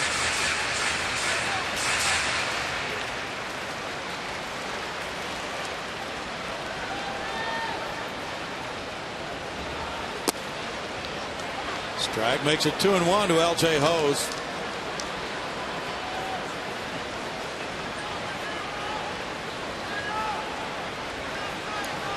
First major league game ever played in the Astrodome was an exhibition between the Astros and the Yankees. Mickey Mantle was the first batter, hit the first homer. 3 balls and a strike. And the first major league game ever played here at Minute Maid Park was an exhibition win by the Astros over the Yankees here, 6-5. All the way, former President George H.W. Bush was here. Derek Jeter and Roger Clemens, who was the starting pitcher, appeared in the game. And the starter for Houston, Dwight Gooden. Pretty good trivia question. Boy, that would stump a whole lot of folks, including me. Yes, it would.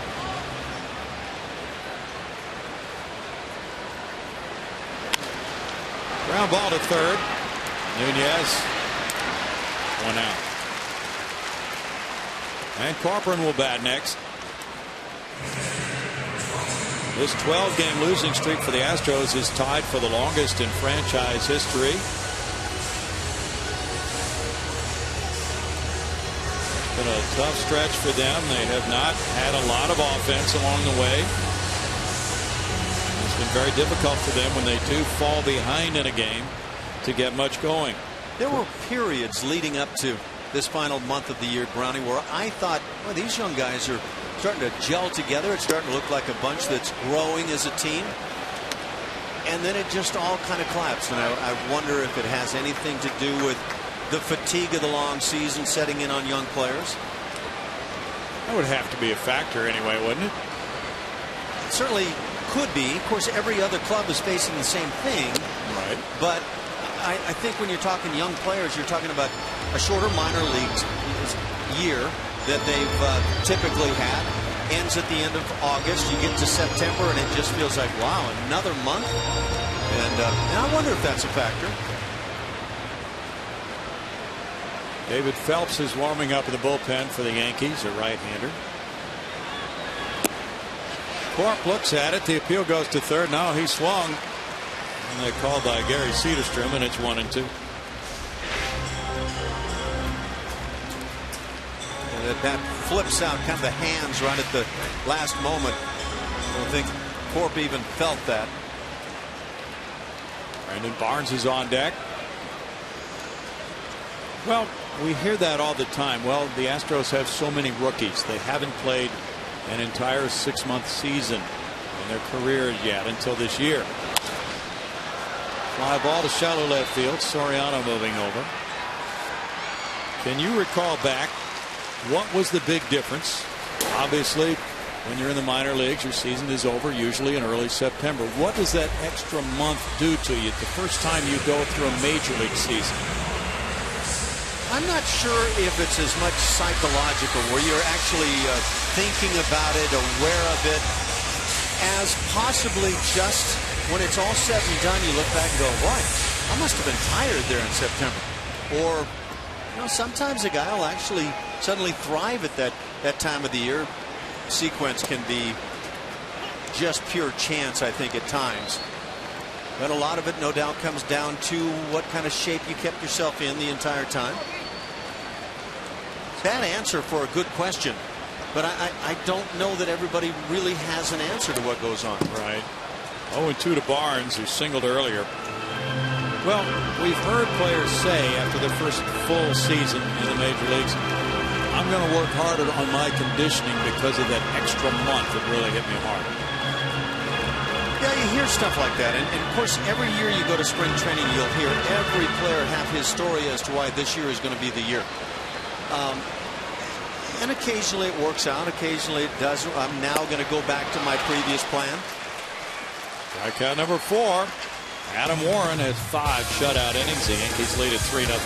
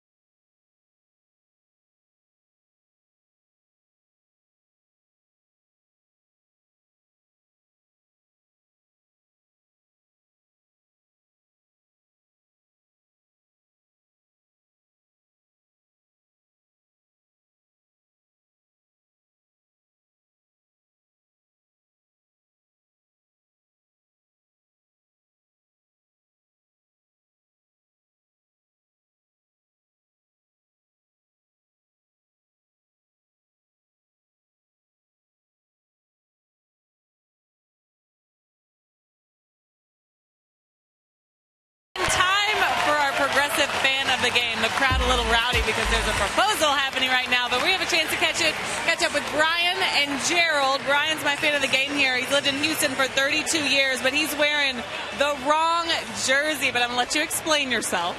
I'm originally from New York, been in Houston for 32 years. When I saw the Yankees were coming this weekend, the last game of the season, September 28th, my brother Gerald, it's his birthday tomorrow. I got tickets for all 3 games because God's gifted me with the world's best brother, and what a way to celebrate. But sending Andy and Mo off to their retirement, 2 guys that we've grown up with. And we just love the Yankees, and we're just thankful to be here. We're happy that you're here. I do want to ask Gerald one question because he lives in New York still, hasn't been to Texas in a long time. How do you like Texas? It's been hot here. But New York was about 50 degrees when I left, 45, 50. So it's been cooler, and, But I like the hot weather, so I was happy to come. And it was very nice of my brother to do this for me and invite me down here. So thank y'all for taking the time and enjoy the game. Happy birthday, guys. Thanks, Julia. What, it doesn't get hot in New York? Not much. That humidity can be pretty close to Houston-like. Yes, it can. 1 ball, 1 strike to Robinson Cano. His single started the 3-run rally with 1 out in the 4th inning. And looks at that one. It's 2-1. You see Julia's reaction to 50 degrees? Yeah. She doesn't want any part of that 50-degree stuff. Well, it better be at least 80 degrees or she's not a happy camper. We've had the jokes about UT there in Austin, and I think Julia said they shut down the campus one time because the temperature had reached, what, 32 degrees or something?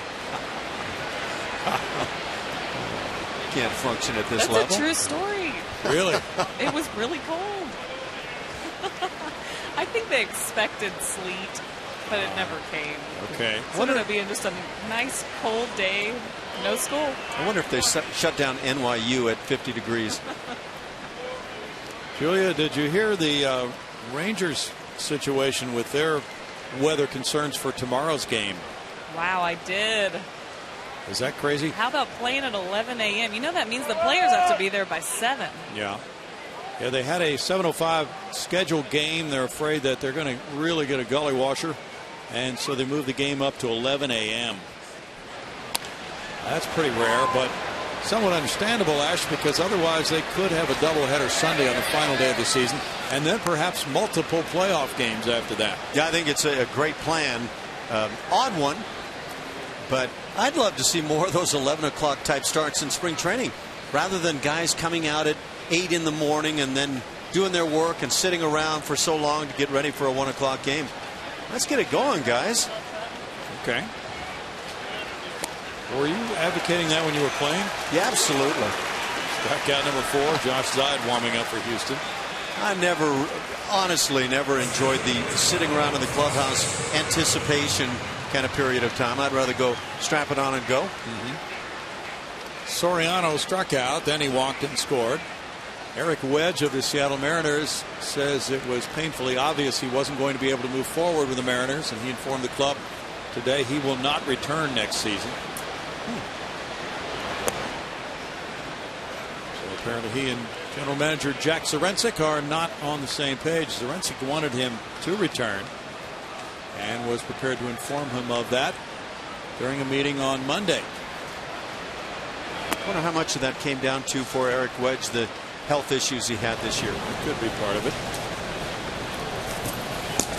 Zarinsek said his job was not in danger. This was his decision. I was looking forward to having Eric back. But Wedge said sometimes people just don't see things the same way, and things just don't work out. Interesting. So he's walking away from the major league managing job. It's a line shot left field. And the fan reached over. It's going to be fan interference on this one. The call was made right away by Gary Cederstrom. It was obvious the fan reached over that yellow line. Really wish people would not do that. And he did not make the catch anyway, so he doesn't get the baseball. Joe Girardi's going to come out and discuss the possibility that maybe they take a look at it, I'm sure. And it's a Yankee fan. Imagine that. Error fan. Let's take a look at it. This ball was spanked pretty good. I don't know. Looked like right there at that yellow line.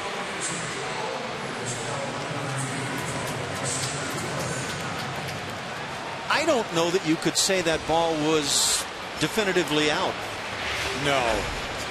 Looked like he reached over and down.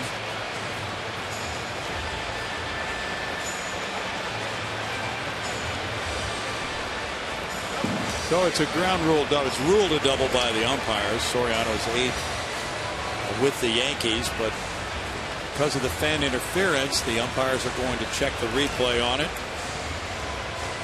to make sure that he's not Jeffrey Mayer.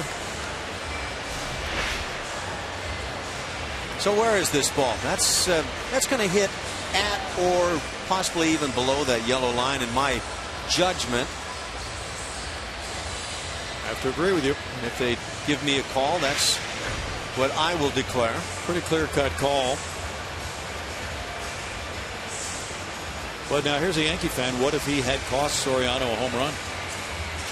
Or what if he had given Soriano a home run? Yeah, well, I'm sure catch the ball cleanly. If you catch it cleanly, you never know what you might come up with there. Yeah.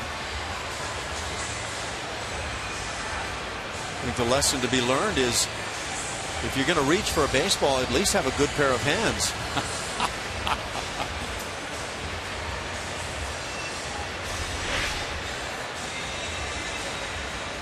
Yeah, I think it's the same story. Each time you see it. Two-base error. That's a clank job. Yeah, that's right. The number one part of the story is the guy's got bad hands. They'll rule it a double. Yeah. Soriano on with a double with 1 out.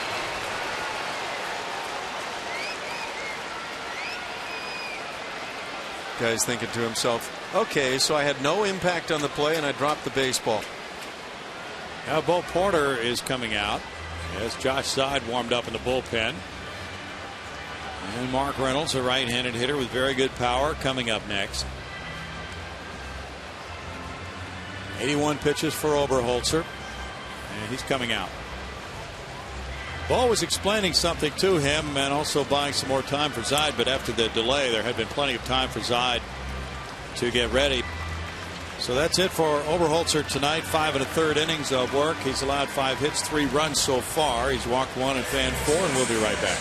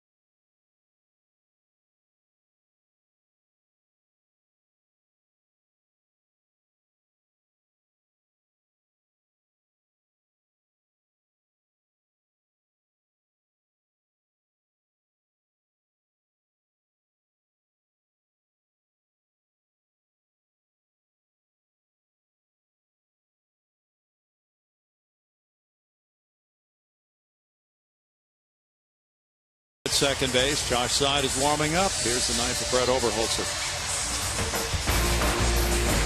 Well, for Obi on this final start of the year, I think it is a strong finish. He's not in a good position, obviously. He can lose tonight's ballgame, but I really felt like he continued to pitch the way he has now in 10 starts with the ball club. I have loved what I've seen from Brett Oberholzer. He has caused me to buy in. And we saw him tonight utilize the changeup when he was behind in counts, even the 3-2 strikeout. He can throw any pitch, any count, throw them for strikes, and it's quality stuff. And I think Doug Rocaille is imparting that very same information. Very good stuff. Been really tough for these Astros starting pitchers. Of the 3 runs he's allowed, 2 earned. Of course, the runner at second, Soriano, is his responsibility as Josh Side works to Reynolds. Very difficult, though, for these starting pitchers who have accumulated a total of 37 wins for Houston this year. Strike to Reynolds. Reynolds with an RBI single in 2 trips. It's just not something that would be a good idea if you're looking at the Houston club and trying to measure starting pitchers to try to go by wins and losses this year.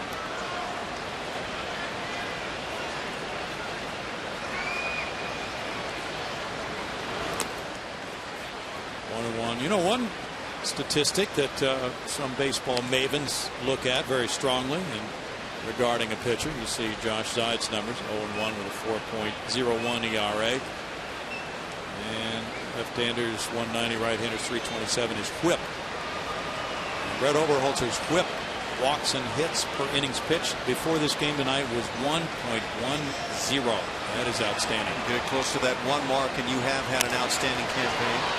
Popped up, VR headed out. Barnes coming in. Barnes calls him off. 2 outs. So I get in on Reynolds. Yeah, I haven't at any time felt like Brett Oberholzer was just struggling and leaving himself where he had to come in a whole lot. It happens for any pitcher at some time over the course of a game. But I feel like this young left-hander has a real good clue as to what he's doing. David Adams is the batter. Adams had the 2-run double into the right field corner in the 4th inning. He's 1 for 2.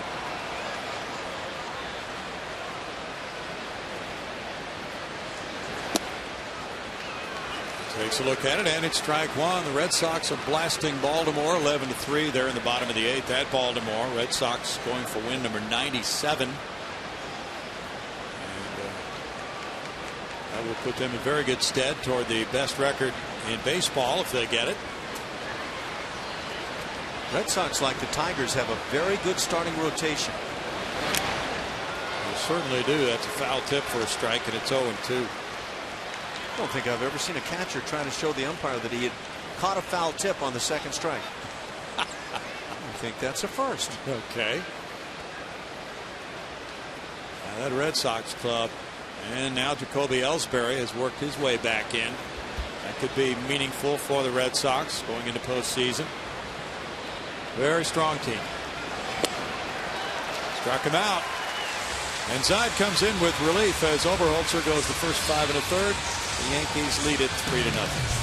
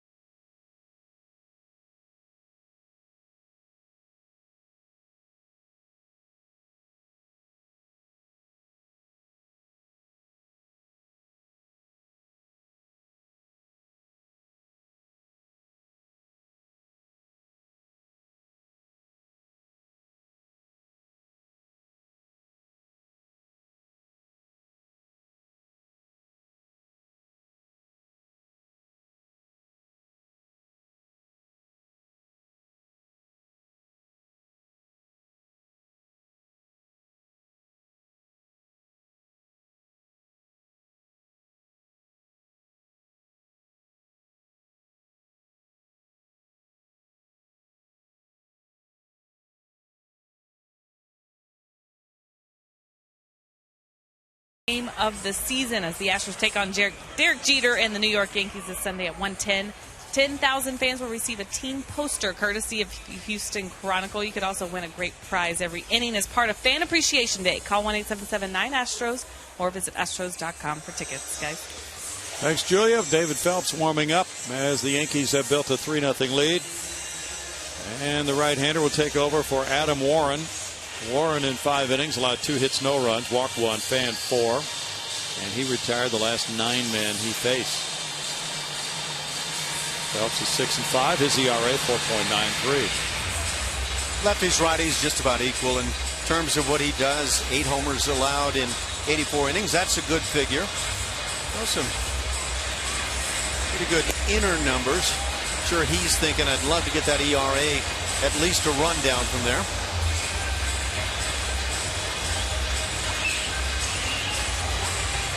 Phelps comes in with that 3-run lead and faces the top of the order here in the Astros 6th inning. Villar, Altuve, and Dominguez. Yankee bullpen has won 29 and lost 14 with the best winning percentage in the American League, .674. And with the fabulous Mariano Rivera saving 44 games. They have been well fixed at the end of ball games. Jonathan Villar is 0 for 2. David Robertson is a top-notch setup man for Rivera.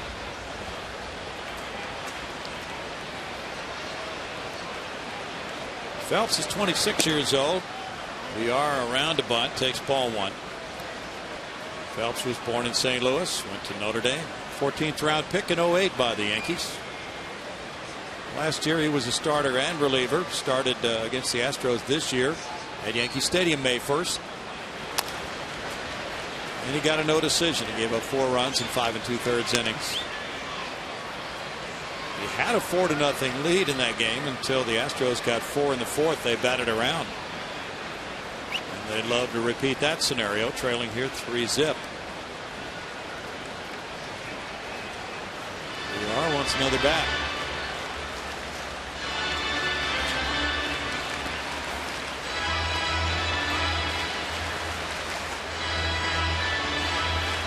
That boy is supposed to run that bat on out to the hitter so you don't have this kind of delay going on.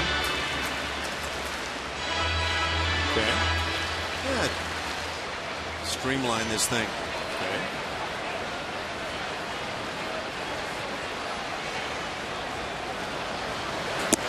VR takes a look at it. It's a strike. That makes it 1-2. Well, the Rays have lost in Toronto, so the Indians can climb into a tie for the American League wild card lead if they hold their 7-1 lead.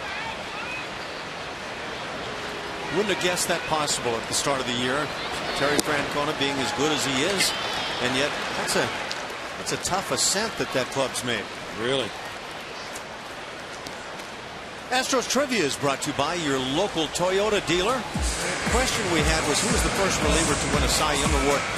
What it meant was who was the first American League reliever to win a Cy Young Award. No, it's not Mariano Rivera. It's Sparky Lyle back in 1977. Pretty good mustache had by Spark. Remember the Yankees? 1974, Mike Marshall won for the Dodgers. Liner by Altuve, caught by Phelps. 2 outs. Pretty clear cut on Cy Young this year, don't you think, in both leagues? Or did you have a problem with Clayton Kershaw and Max Scherzer? No, not at all. I think Clayton Kershaw is a given, and probably Scherzer is as well. Sometimes a late skid in the season can hamper a guy. Matt Dominguez is grounded out to short and fly to right.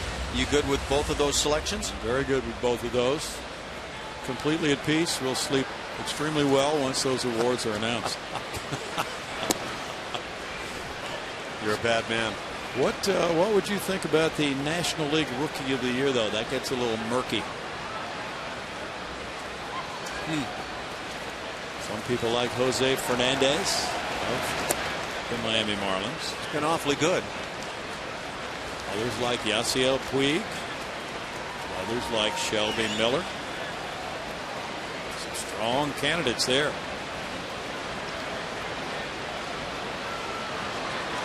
I think Puig might garner my attention just because of the impact that I feel it had on the Dodgers club, the turnaround that they underwent, right, whether it's because of or not, right at that same time. Yeah.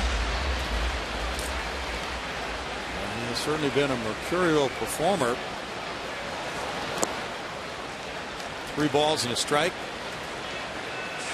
Yeah, he's been all of that. When he's been good, he's lifted that club. When he's been bad, he's probably been a hindrance, I would think, at times.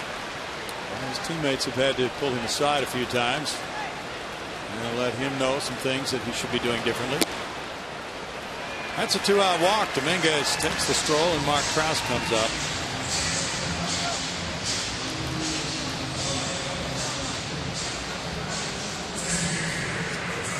Larry Beinfest of the Marlins is gone as president of baseball operations. Marlins on a shakedown now. Preston Claiborne is warming up for the Yankees. The Yankees will open the season here in 2014. And we heard some talk before the game tonight among Yankees traveling personnel.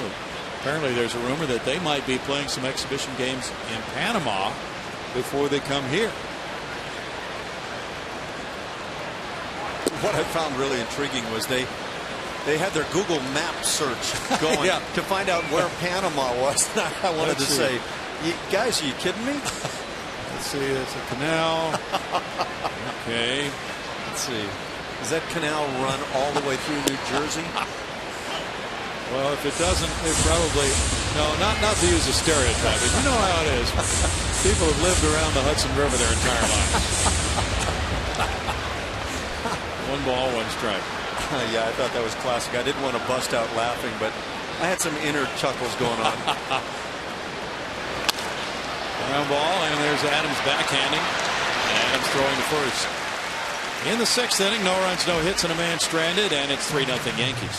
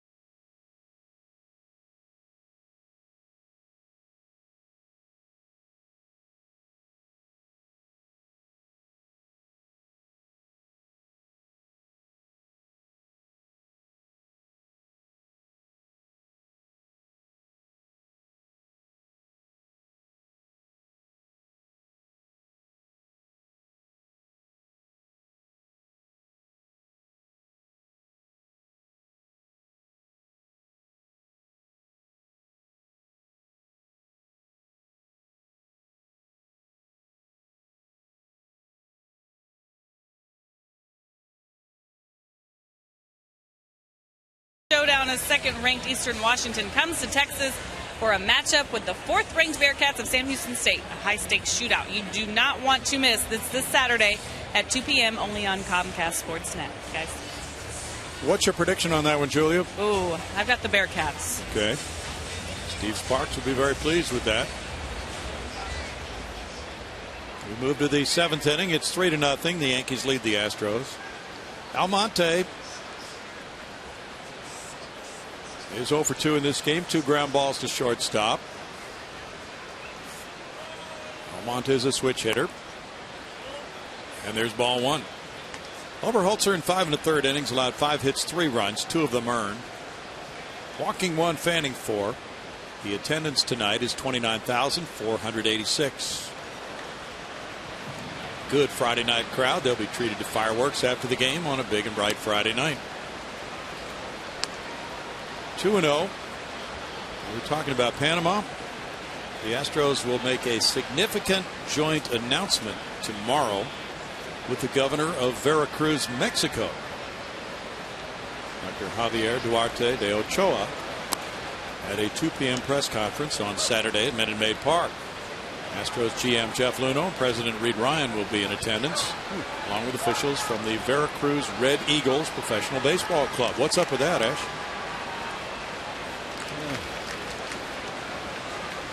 Boy, I couldn't begin unless there's going to be a couple of spring training games possibly played there. Well, yeah. Okay, let's think ahead now. Is next year the final year on the contract with Osceola County Stadium? No, what I understand is there may be 3 more years on that. Oh. 3 and 2. 2 to 3 years anyway. Well, it certainly doesn't preclude the club from playing in other countries. We've seen that happen several times down through the years. You know, we've done it, both of us. Puerto Rico, Dominican Republic, Venezuela. What was your favorite place to go of those 3? Probably Puerto Rico. But I enjoyed, and actually we went to Mexico City as well, you may recall. So we made the rounds. Almonte strikes out. That's 3 in a row for Zide. Yeah, I enjoyed Puerto Rico, but I enjoyed the other places as well. Lefty Kevin Chapman's warming up for Houston. What'd you think? I like the Dominican because at that time Jose Lima was with the Astros. Yes, that's true. And he had his salsa band, and they put on a performance there at the hotel. Actually, it was Jose Lima that put the performance on. Well, that's true. He was a one-man show, I thought, and very good. Very entertaining, yes. Brendan Ryan has hit the ball to shortstop both times tonight. There's strike one to him. Pittsburgh has won at Cincinnati 4-1 tonight. A.J. Burnett winning. He's 10-11. He beat Homer Bailey, who's 11-12. And Jason Grilli got his 33rd save. So the Pirates are looking very good. They have a 2-game lead over Cincinnati with 2 to play. Well, that's a lock for the Pirates, right? Yes, it is. Fly ball hooks outside the left field line and well foul. 0-2. Pedro Alvarez, the big bull, went deep again for the Buccos, Ash. The guy's got a little bit of pop, you might see. And straight away center field. Looked like it was realized on the hill right away. Wow, that's a bolt. Oh, it is. Yeah, he's not one of your high average hitters, but he can crush it. He hit it off that bunker out at center field. Is that what they officially call it, the bunker? That's what we called it when we went there. But no, it's definitely unofficial. Fouled away. It looked like a bunker. We always wondered if there were troops with mortars crouching down behind that big wall. Well, they could have used him. Number 35 for Pedro Alvarez. How about that? Well, happy times for Clint Hurdle. His club is now 92-68, but the St. Louis Cardinals have the top spot, as you know, in the NL Central. Oh, trying to get out of the way. Ryan fouled it.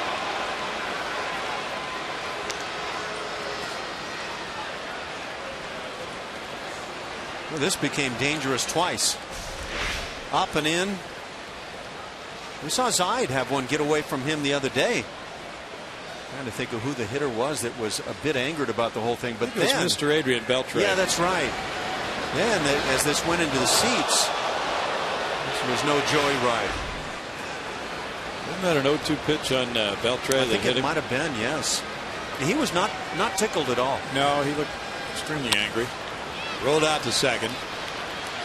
Altuve over to first. He gets a hustling Ryan, 2 outs. And understand that a hitter is really going to be angered when he's in pain like that, but thinking about the situation, 0-2 pitch, is that what a pitcher's going to be trying to do to you? 0-2? It was also a situation with a man on third base, and the Astros couldn't afford to cough up a run. If you're trying to hit somebody, you're 50-50, probably taking a shot at throwing one to the backstop. J.R. Murphy, the batter, he has doubled and popped a short. The Cardinals are crushing the Cubs 6-0, bottom of the 6th inning. Shooting for win number 95. And it gets interesting too with home field advantage in the playoffs as far as the best records in the league. St. Louis and Atlanta came into play tonight tied for the best records in the National League at 94 and 65. Those Cardinals just do it year after year. They're amazing. Foul back. Saw a little bit of Jeff Luno's radio show last night, Ash. And he was talking about the Astros' plans for next year. And the topic of the Cardinals came up. And he talked about Matt Adams and what a nice job he's done filling in at first base for the injured Alan Craig. Pinch hitter deluxe. Yes. He also got a question about this year's first draft choice. And he said, you know, the scenario is that he gets here in 2015. But there's another scenario. Maybe it's next year at some point during the season. And a strikeout. That's number 3 for Zaid. It's 3-0 Yankees.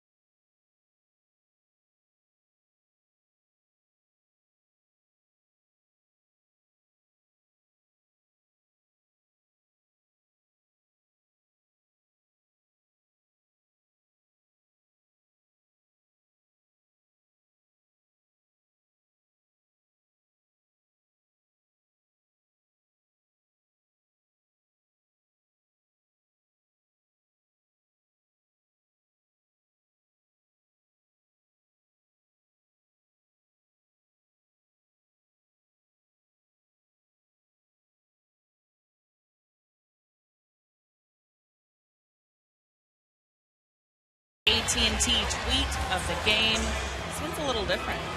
Metallica.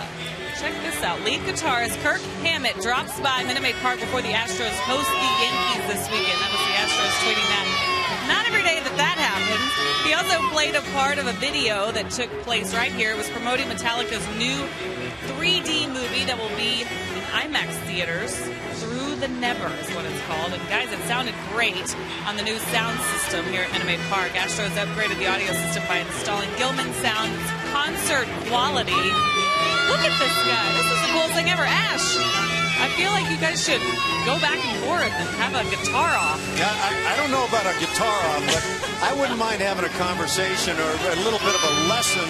Of course, that lesson might extend to about 25 hours to get something out of it. But there you go. There's Brownie style. This is what Brownie calls hard rock. Pretty much. That's the way they treated Mariano Rivera. Wow. In Boston. That is good stuff. Symphony treatment of Enter Sandman. You know, I'm told that Kirk Hammett said that the sound system was the best here in this ballpark that he's run into in any stadium. And that he feels like you could just plug in and have a great concert here. Well, we'll have a chance to experience that many times in years to come. Julia's down in the seats. Sorry to cut in there. I'm curious what Julia's hearing in terms of the sound system tonight. Well, because I am such a guru on... No, I'm just kidding. Yeah. It sounds great, guys. I heard them testing things a while back, and tonight it's wonderful. Julia, you're invited to a media session on Sunday. They're going to debut that in the stands before the game Sunday, by the way. Bring your guitar. Excellent. Well, there's a lot going on in this series, Julia. More than your normal activity, press conferences, different people to talk to, people retiring. There's a real buzz here. There's a fly ball up the right field line. Ho's coming over, and he won't get to it. Don't you sense that this is quite different from the recent series we've experienced? Hey, we are going out big, aren't we? Yeah. No, it's a lot of fun. It's very busy, but it's all very, very neat stuff to be a part of and to see. So wouldn't have it any other way. There's Carter at the plate, 0-2 the count before we went to commercial at the top of the inning, referring to Mark Appel, this year's first draft choice. The fact that Jeff Luhnow had said on his radio show that there was a scenario which would put Mark Appel in the big leagues next year. But he said, we'll take a look at him next spring, and that will determine whether he'll go to Class A Lancaster or AA Corpus Christi based on his performance to start next season. Yeah, I wonder what the scouting reports say this year in terms of Appel versus some of the other very impressive arms in the minor league system. Is he actually ahead of these guys? Good question. We know that there are many talented pitchers, and Mike Foltynewicz has been discussed at great length. Well, that's an arm that intrigues me. You get a guy that has that 100-mile-an-hour plus fastball, and you ought to be intrigued. And Carter has worked his way back to a 3-2 count after falling behind Phelps, 0-2. Phelps was in 33 games last year with the Yankees. He started 11.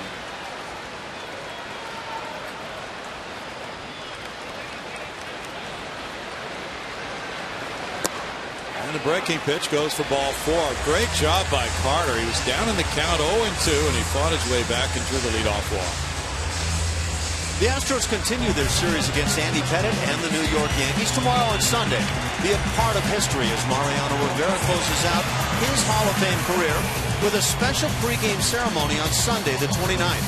Call 1-877-9-ASTROS or visit Astros.com for your tickets.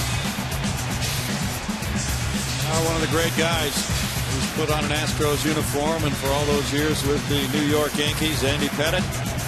We'll take him out one more time against a guy named Clemens, Paul, tomorrow night. That is ball 1 to Crow. Crow has struck out twice in this game. The Braves shut out the Phillies in Atlanta 1-0 on an 8th inning run. Chris Medlin going to 15-12, beating Cliff Lee, who's a tough luck 14-8. Craig Kimbrell got his 50th save. Wow, he's something. Did you say Pettitte and Clemens are going at it? Pettitte and Clemens tomorrow night. Wow. Another Clemens. Roger will be here Sunday, as well as Joe Torre, to honor Mariano Rivera before the game. That's three of the game's big stars right there. Sabathia is out for the season with a hamstring injury. He's been trying to pitch with that for weeks. Had not been successful in the second half of the season, but the Yankees are certainly counting on him. It's 2 balls, 1 strike.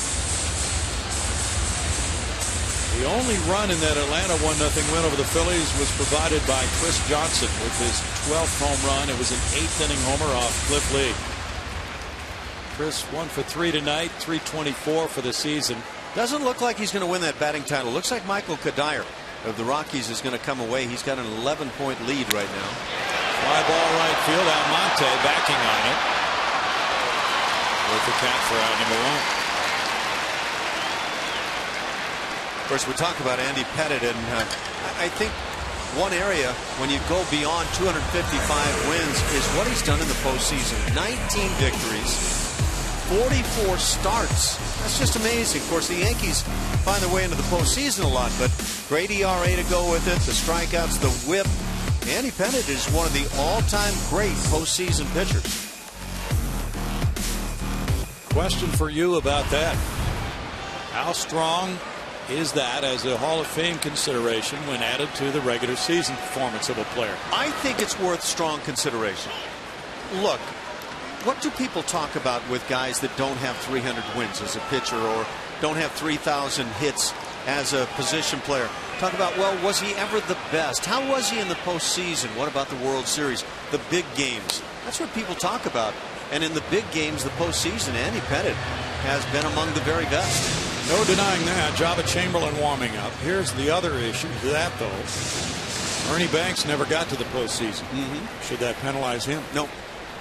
No, I don't want to say that. I'm just replying to what people will say as arguments to, well, this guy shouldn't be in there because he was never a part of what I just said. But Ernie Banks was one of the best. Clean hit by Ryan on through in the left center field. A single by L.J. Hose on an 0-2 count. And now the Astros have something working with Carlos Corcoran coming up. That's why I brought up the multiple boxes, is because you can check some of those boxes for Ernie Banks. One you can't check is the postseason.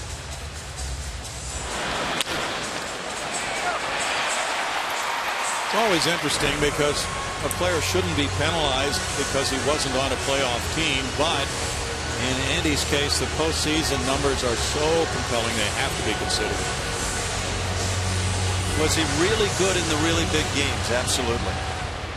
He would be the guy who would normally get game 2 of a postseason series. Look, I think 250 wins might become the next standard when you start talking about 5-man rotations. That's a good point. It could lower below that figure. Kevin Chapman warming up. I don't know. What do you think? Are we going to see 300-game winners? No. I don't think so either. They're going to become like dinosaurs. So if Pettitte sits out there with 255 wins and doesn't get in, and then somewhere down the line they reestablish the figure that says, oh, that's a Hall of Fame credential. 0-2, yes, that's a very interesting thing to ponder about Hall of Fame voting, because the wins will be coming down in their careers by starting pitchers, just the way clubs use them now. They have to. And if you're comparing across eras, Pettitte's 255 will look a lot stronger 20 years from now than now. Yep. But that wasn't a part of the era in which he pitched. No. It's 1-2. The Astros really scuffling. They had a chance with Corcoran batting and 2 men on. In the second, he made the final out. And so now they are 0 for their last 37 with 2 outs and men in scoring position. 1 out here. He rips that one foul, but they'll take a hit here even though there's only 1 out. It's just been so difficult for them. And They have the fewest come from behind wins in the American League, 22. Well, they could really find a spark if they could do something to come from behind here in the 7th inning. And here's the other question. We don't know the answer. Is Mariano Rivera available tonight? Fly ball out to right center field. Granderson going for it. And it's out, number 2. Brandon Barnes is being called back, it would appear. Looks like Brett Wallace is going to pinch hit for him. With that very special night that took place in New York last night, I'm surprised that we're even considering Mariano Rivera coming in a ball game, but apparently we are here in this series. Joe Girardi with a pat on the chest there for David Phelps, who goes an inning and 2/3, giving up 1 hit. We'll be right back with a score, 3-0 Yankees.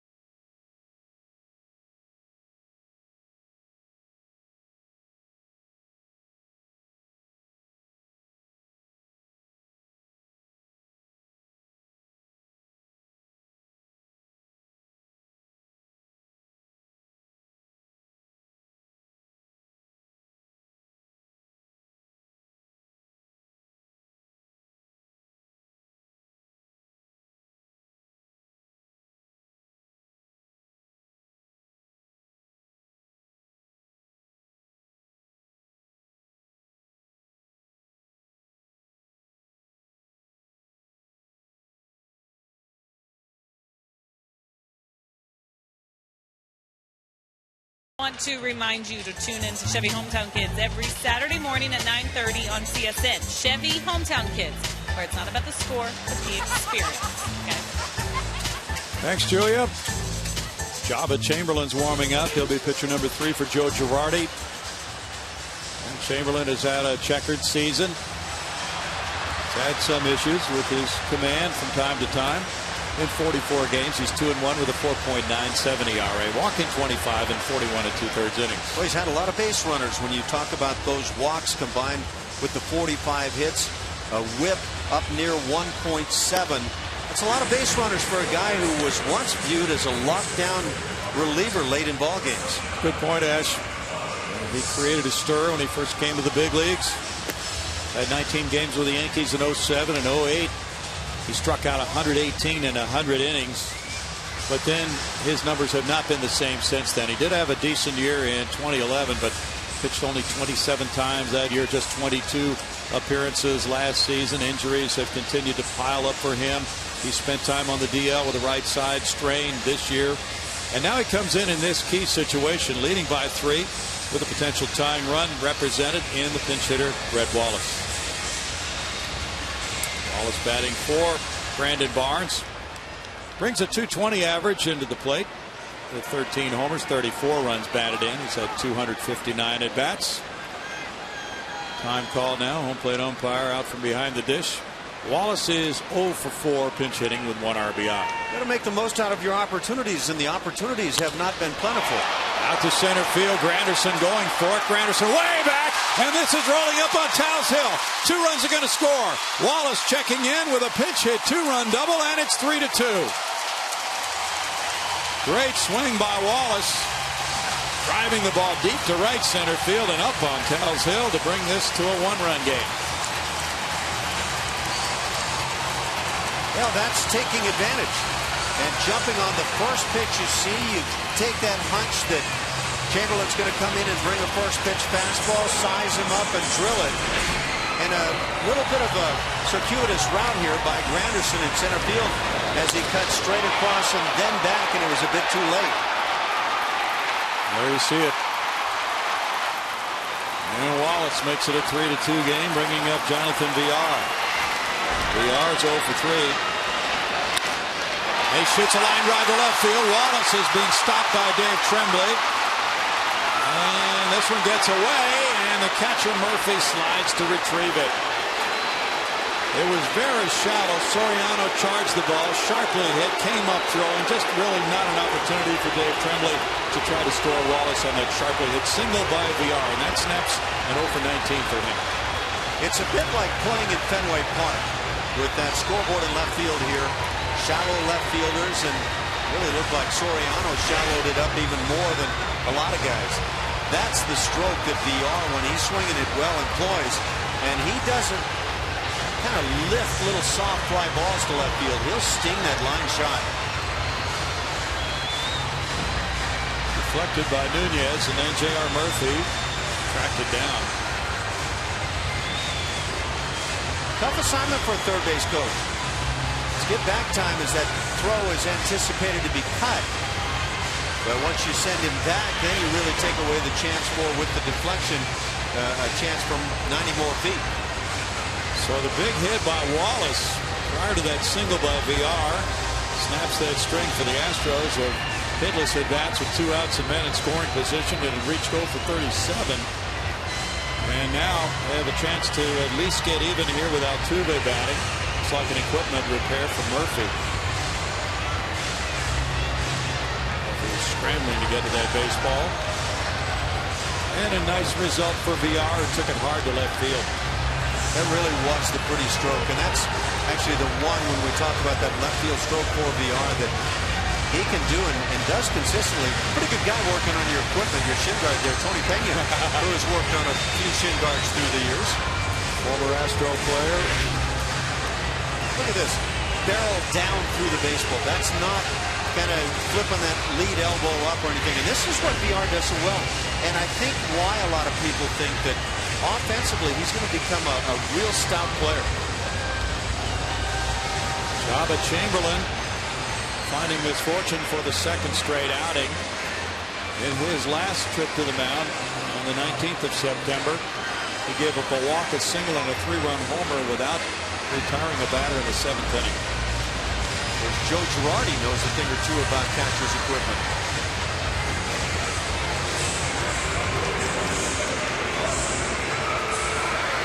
Now it's Altuve. We line back to the pitcher in the 6th inning. Lined out to center in the 1st. He's 0 for 3. Runners at 1st and 3rd, 2 outs. Villar has 17 steals and 25 tries. Now Dominguez on deck. Villar goes. No throw. And the pitch was strike one. 18th steal for Villar. Now, these steals have been tough to come by recently for the club. They had a string of 8 consecutive runners attempting to steal thrown out. But now starting to turn it back around. Altuve chased it. It's 0-2 now.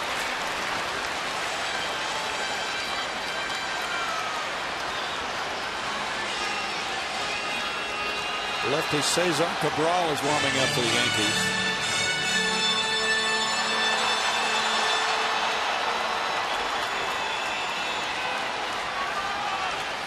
The Yankees have the best record in the American League in 1-run games. The Astros the worst. It's kicked around a little bit, but no advance as Murphy keeps it close. 1-2.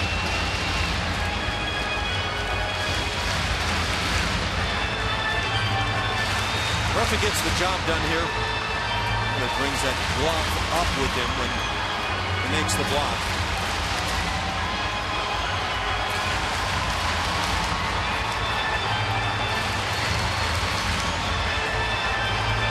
Yankees have looked at several different catchers this year. They've used different combinations of pitching and catching. Altuve tried to check his swing. The appeal went to first. He checked it. 2-2.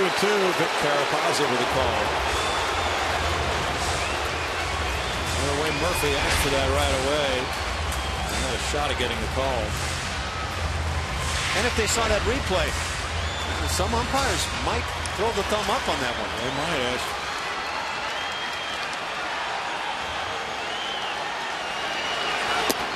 Now ball 3. 3-2 Altuve. Dominguez on deck. Chamberlain drafted in 06 after the first round from Lincoln, Nebraska and the University of Nebraska.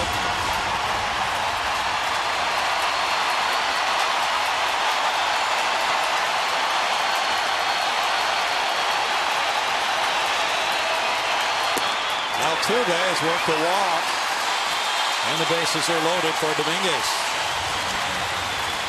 Java Chamberlain is not making an adjustment on that slider at all. Just keeps yanking it off the outside edge. Pitching coach Larry Rothschild goes out.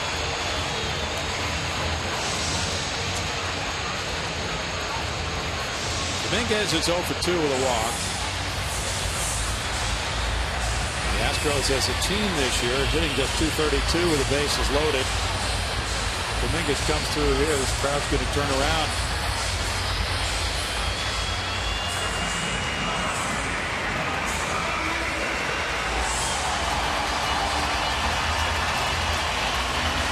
Dominguez a .254 hitter with runners in scoring position, looking for a big delivery here.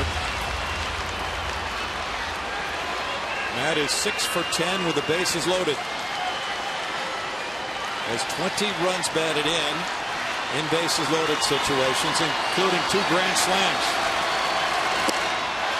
And a strike one. There's that typical outstanding swing by Matty Dominguez when he has a big situation. I'll tell you what, he has figured out how to get the good swings. Lays off. 1-1. He's not feeling his way through this slider. He comes up empty, but that's giving himself a chance. That's a very good half.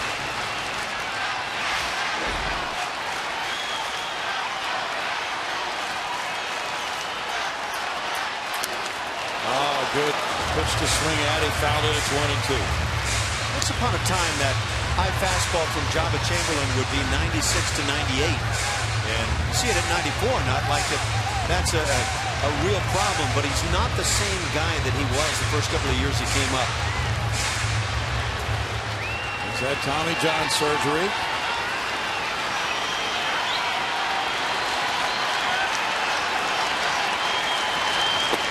Two. Front side is flying open on that slider. Well, that's been the issue of the breaking ball for him. He's not able to get it close enough to tempt the hitter.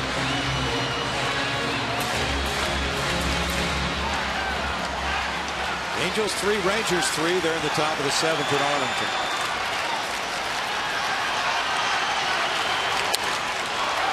Fouled away. Dominguez with that late flick, fighting off the fastball, which was in a good location.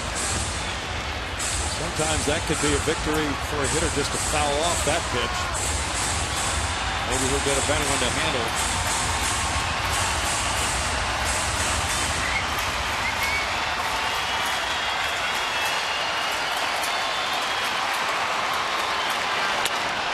Fly ball out to center field. Granderson is waiting for it. And it looked like Chamberlain got away with a hanging slider on that one. But the Astros get 2 runs on 3 hits. They leave through Wallace with the big pinch 2-run double. 3-2 Yankees.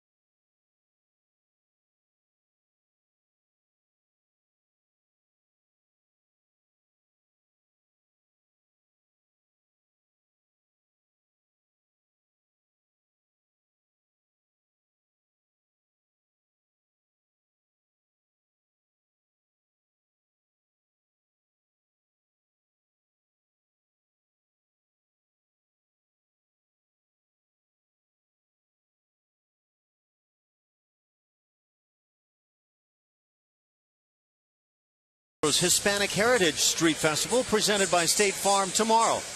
Come to the 6:10 game early for the free festival featuring live salsa music, dancing, an autograph session, beer, and local food trucks. Game tickets are available by calling 1-877-9-ASTROS, or you can do it right there at astros.com. Chris Carter has moved from first base to left field. Brandon Barnes leaving for the pinch hitter Brett Wallace. That's Trevor Crow. He's now moved from left field to center field, and Wallace stays in. He's at first base. There's a new pitcher as well, left-hander Kevin Chapman. Josh Zide was terrific. 1 2/3 innings. No hits, no runs, no walks. 3 strikeouts for Zide tonight. Kevin Chapman comes in. It's been rather impressive in some areas. 193, very impressive. That ERA. The walks would be the area not so impressive and an area to be tidied up. If he does so, he's got a chance to be a real good lefty in the back end of the pen. Granderson leads it off. He's 0 for 3. Ball 1 to Granderson. Chapman pitched in the Texas series 3 days ago. 2/3 of an inning in that one, giving up 1 hit, no runs. 1 ball, 1 strike.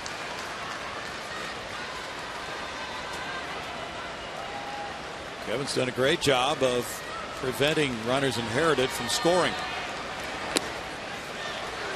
Throws the slider for a 1-2 count now. Left-handed hitters have only 4 hits and 31 at-bats against Kevin. That works out to a 129 average for lefty hitters. And that's a strike to Granderson. And it's a strikeout for Chapman. The Granny man's had a rough year. Injuries at the heart and center of that. Nunez is 0 for 3 tonight.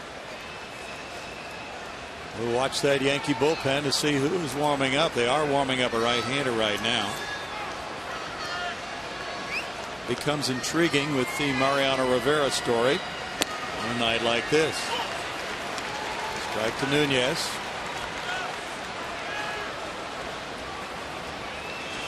Right now it's Preston Claiborne warming up. VR glides to his left. 2 outs.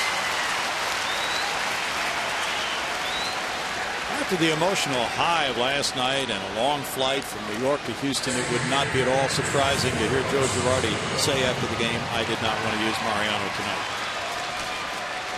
If you were intending to use Mariano Rivera here in this final 3-game series away from New York, would it be game 3 that you would most consider? Might be.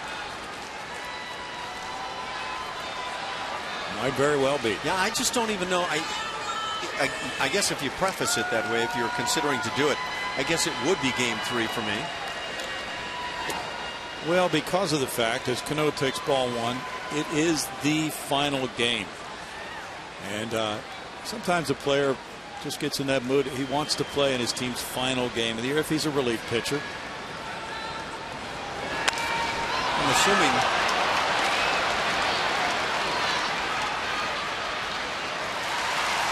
Crow has it, and we go to the bottom of the 8th inning with a score 3-2 Yankees.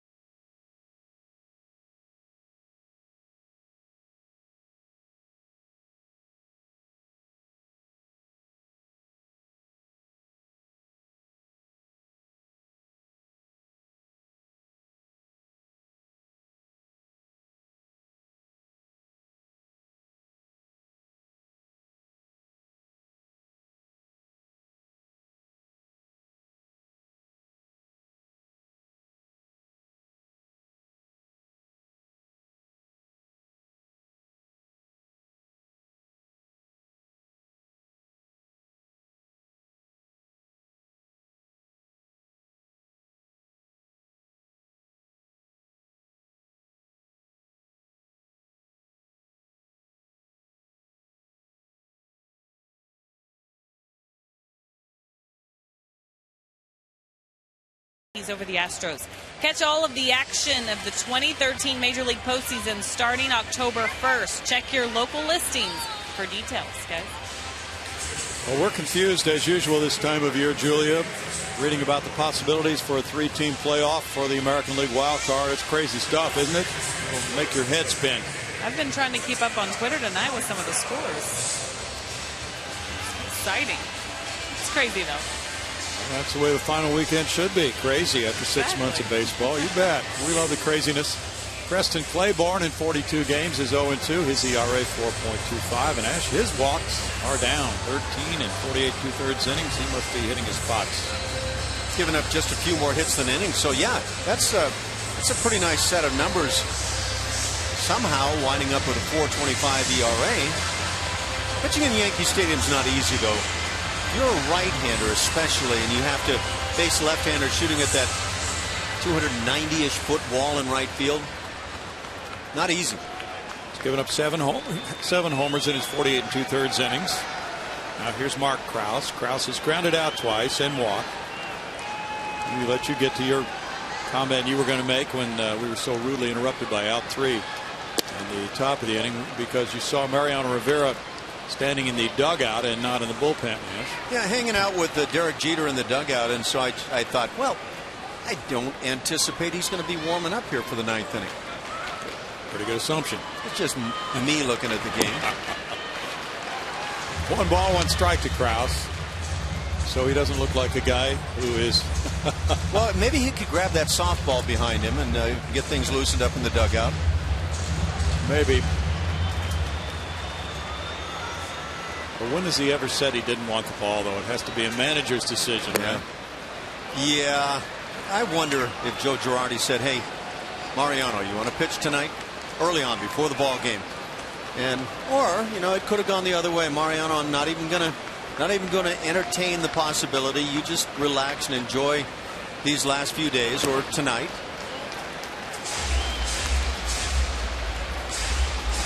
3-1 to Krause now. He led off the 2nd inning with a walk.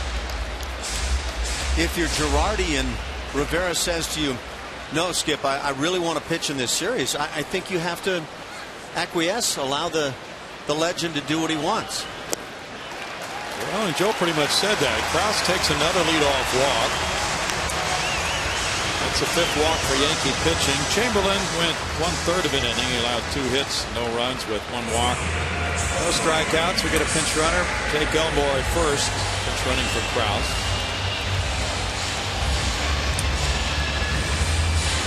And Chris Carter's the batter.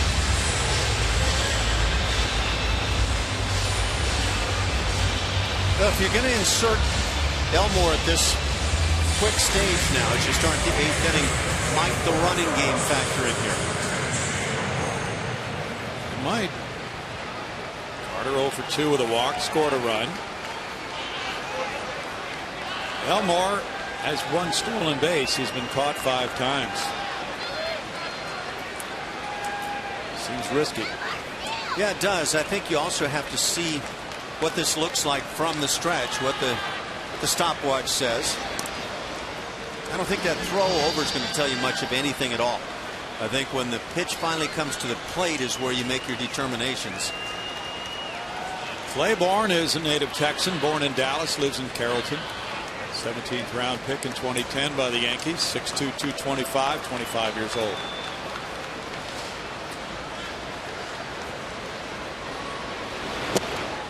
Carter looks at it. It's strike 1 to Chris. This is Claiborne's first major league time here in 2013. He came up in May when Java Chamberlain went on the disabled list. He started his career much the same way Chamberlain started his in 2007. In his first 13 major league outings, he didn't walk a batter for 18 1/3 innings. Matt Daly's warming up now for the Yankees.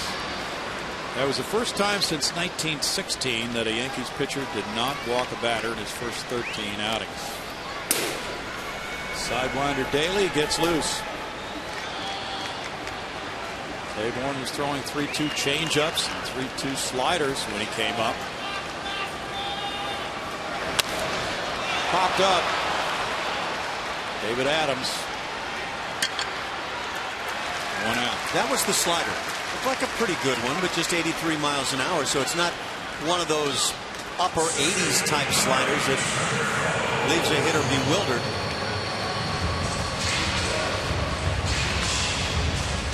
Crowe is 0 for 3.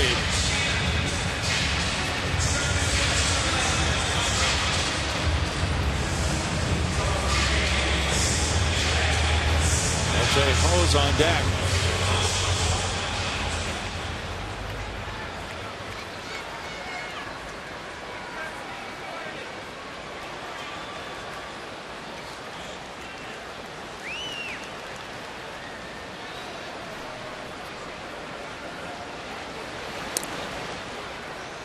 And Elmore's attracting some attention there.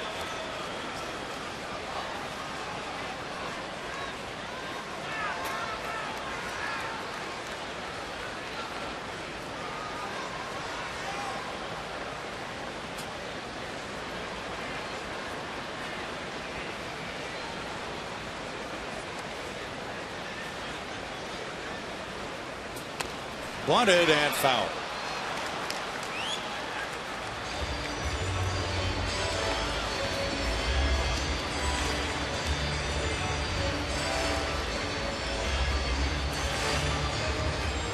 That one night when Jake Elmore did some catching for the team, improved his value to this club enormously. And if I'm looking ahead in the crystal ball toward next year, I'd say he has great value as that third catcher, infielder, play the outfield, swings the bat pretty well, can pinch run guy.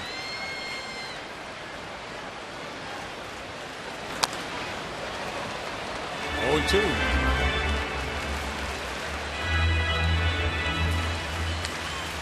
Minus the night when he caught.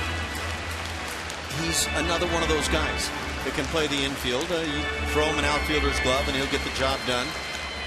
But you take that night of catching into consideration, and that was big.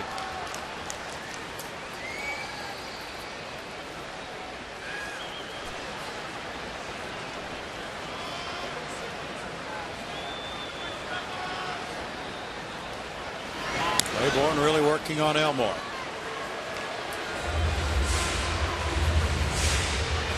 Rangers lead the Angels 4-3. They're in the bottom of the 7th in Arlington. Rangers are really up against it. 2 teams ahead of them for the 2 wild card spots. They came into tonight only a game behind Cleveland. Cleveland's leading 9-6 going to the 8th in Minnesota. Apparently Martin Perez will pitch if there is a 1-game playoff for the Rangers on Monday. Josh Fields warming up for Houston.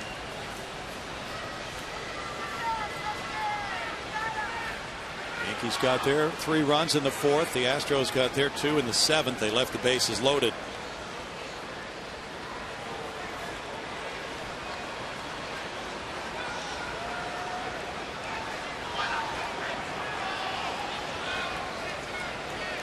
It'll be interesting to see what happens with the closer for the Indians, because Chris Perez really got hit hard last night. They had to get him out of the game, bring in Joe Smith. That's a strikeout for out number 2. Following the game, Perez apologized to Terry Francona for what took place. And what do you do if you're the manager? You got your closer. You're likely to go ahead and use him in the postseason. But yeah, apparently Perez felt quite embarrassed about the whole thing. That's a dilemma. Yeah. A.J. Hose has 2 singles. Second inning single went to right field. 7th inning single was a ground ball to the left of the shortstop and on through. Carlos Corcoran's spot, 2 up next.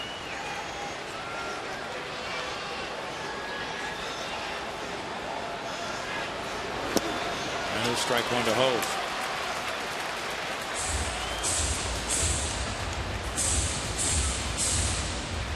Clayton Kershaw and the Dodgers are shutting out the Rockies 4-0 in Los Angeles. They're in the top of the 3rd.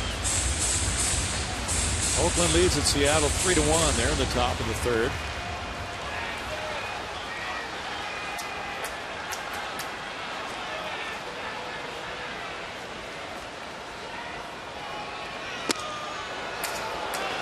see the story about Brian Wilson, the former Giant, now with the Dodgers, going over to Giants president Larry Baer after the game.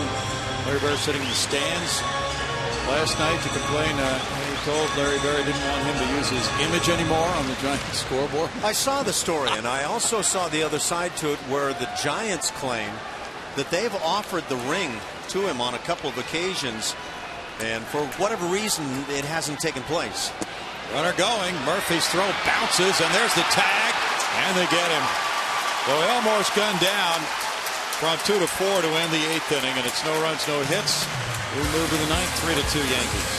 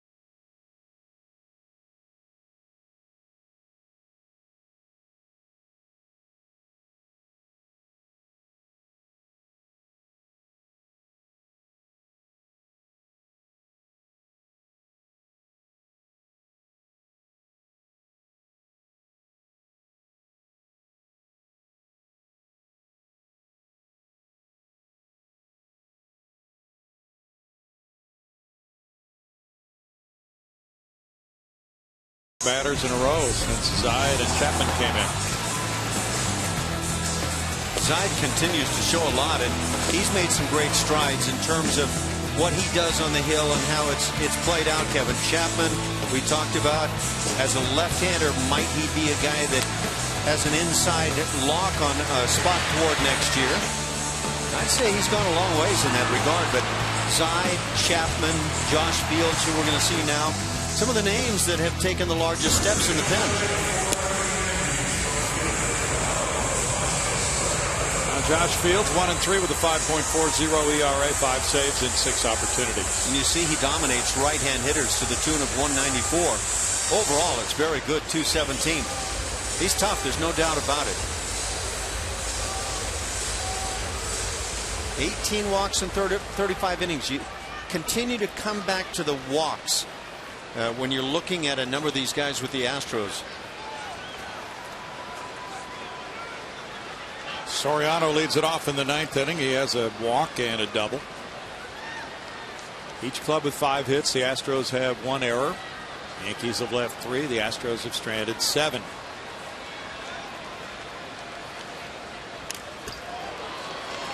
Strike 1 is Soriano, fouls it straight back.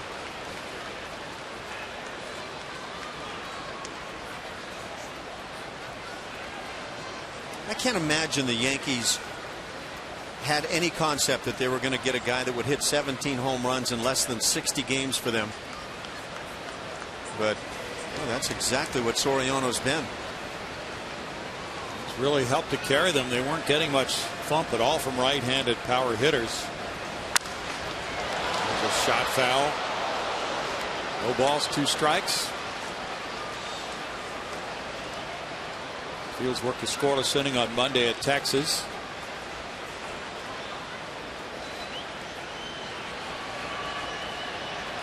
Red Sox pounded the Orioles 12-3 at Baltimore. Clay Buchholz won it. He's 12-1. Big Papi hit his 30th homer. Adam Jones number 33. Chris Davis 53 for Baltimore. Swing and a miss. Soriano strikes out. The 9th strikeout for Astros pitching tonight. And Mark Reynolds will follow.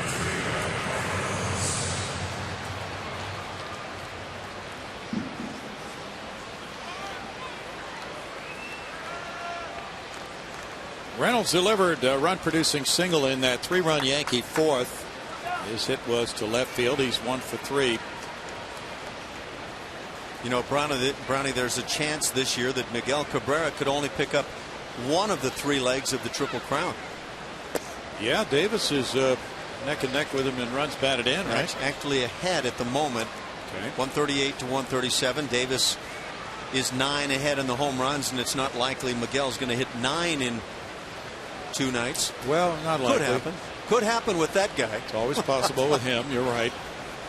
Not likely. 1 and 2. David Robertson is warming up for the Yankees. So there's your answer as to who their closer is for the night.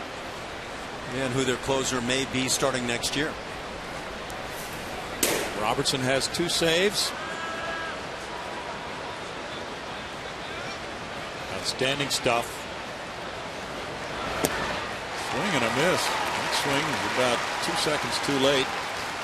1 and 2. Wow. He was really slow getting around on that one. Once he gets it going, he will generate some bat speed. This guy can hit some mammoth shots. I would suggest he start considerably sooner than he did on that last one if he intends to get it going. If you got a dial, turn it up. And he hit that one squarely into center field. Good hitting with 2 strikes in the count as Reynolds makes it a 2 for 4 night.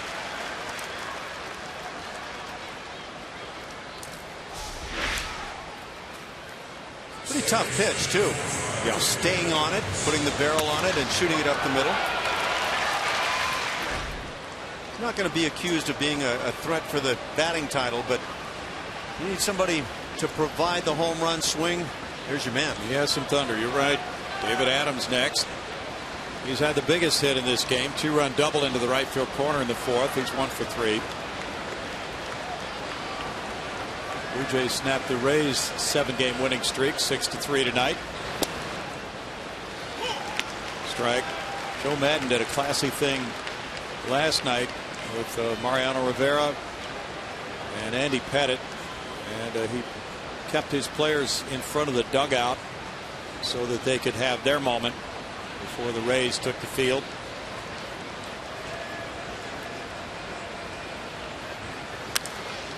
And we didn't realize this watching last night, Ash, just watching highlights, but we were told that when Rivera came into the game, he tipped his cap to the Rays, and they were standing over in front of their dugout. They just wanted him to have his moment and come out, and that's exactly the way it unfolded. And then after he came out of the game, he again tipped his cap to the Rays. Well, he's a classy guy, and he seems to get it. He gets all of it. Does the right things, doesn't do the wrong things has been one of the big things about Mariano Rivera. He has not shown people up through the years, and boy, he's had his opportunities. There is a great story about him in last week's Sports Illustrated, written by Tom Verducci. Just a terrific story. And one of the things Rivera has done is asked to meet with fairly anonymous stadium worker type people as he's made his last trip around the majors this year. And he asked for people who he hadn't met. You know, some of the clubhouse workers maybe had never introduced themselves to him. So he's had a chance to meet with some of them. He's met with some of the families who had suffered misfortune this year to try to cheer them up. One family lost a child in a terrible accident involving something in an airport that fell on them. Yes. And lost a child, and then another one was in a wheelchair, and he met with that family.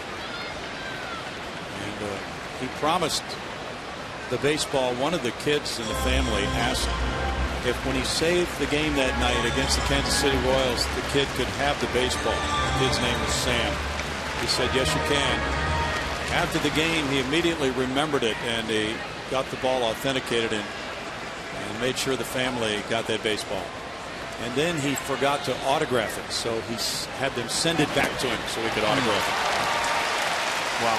Adam strikes out. Now, I wonder if he's taking care of all of these things himself, or if he's got somebody helping him out. This would not be easy to be pitching and going through the whole thing and dealing with all of that. Yeah, that's a lot on your mind. It's an uncommon man, a rare man, but he remembered the kid's name was Sam, immediately after the game, he thought of that kid and made sure they got the baseball to him. And he met with him. Wow. That's great stuff.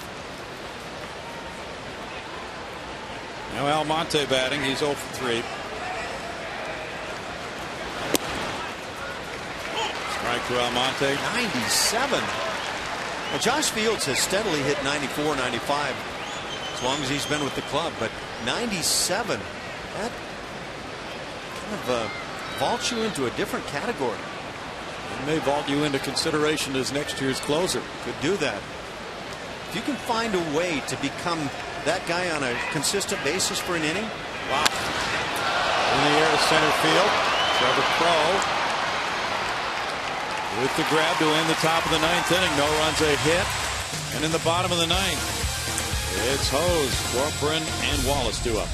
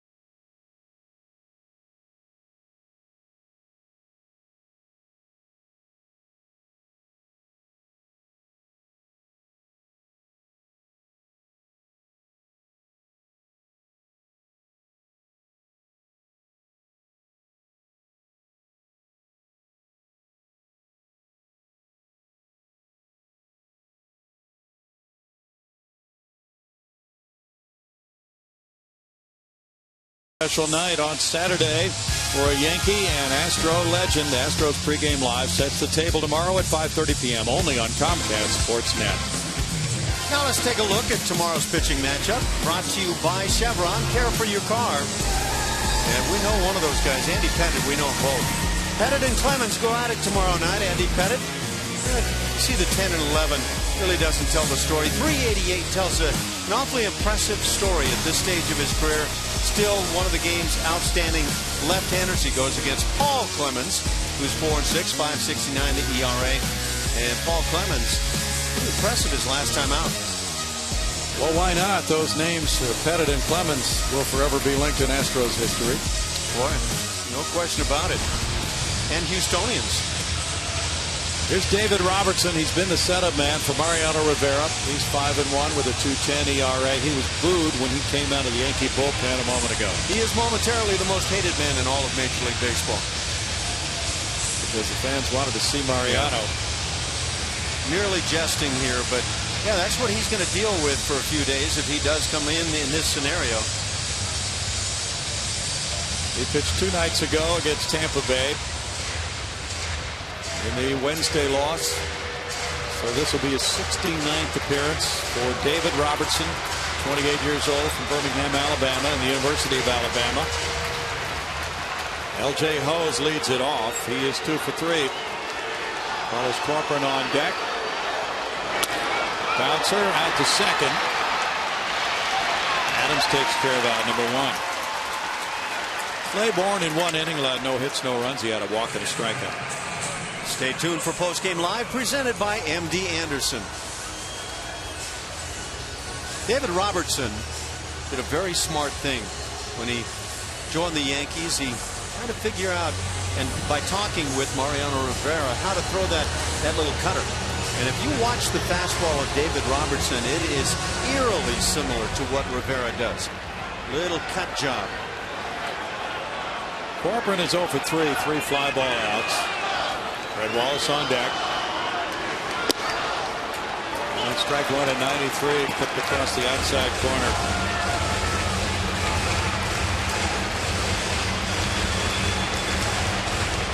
Astros trail after 8 innings.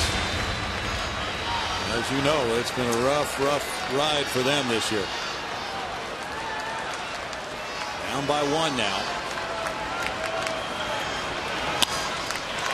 The one hopper to short. Ryan right there. That Lowbridge Robertson. It's out number 2.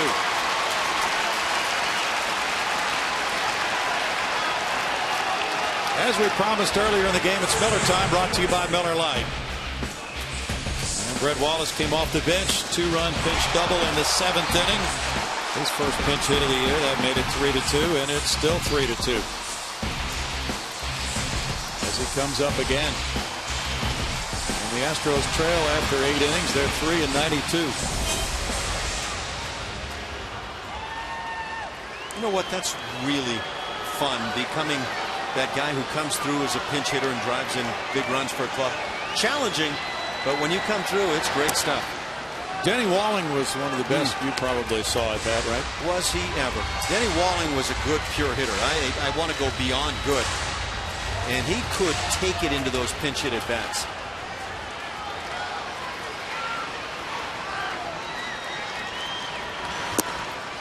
It's 1-1. You know what he said when we talked to him, it was maybe a year and a half ago. He said, I was of the opinion, pinch hitting, that I would get more than one pitch to hit. Now, that's kind of rare, but that's the way he played it. Well, I think what that translated to was he was willing to be patient. He would try to pick out one area. I talked a lot with Denny, and he was a very smart guy about hitting. At least that's the way I viewed it. I didn't have the abilities to back up what Denny would talk about. Wallace down to 1-2 count. Astros trying to avoid a club record 13th consecutive loss. Joe Girardi trying to snap his club's 4-game losing streak. And on a breaking ball, it's a strikeout and a throw out to end it. The Yankees win it. Their record in 1-run games 29-16. And the Astros go to 18-35 in 1-run games. Final score, New York 3, Houston 2.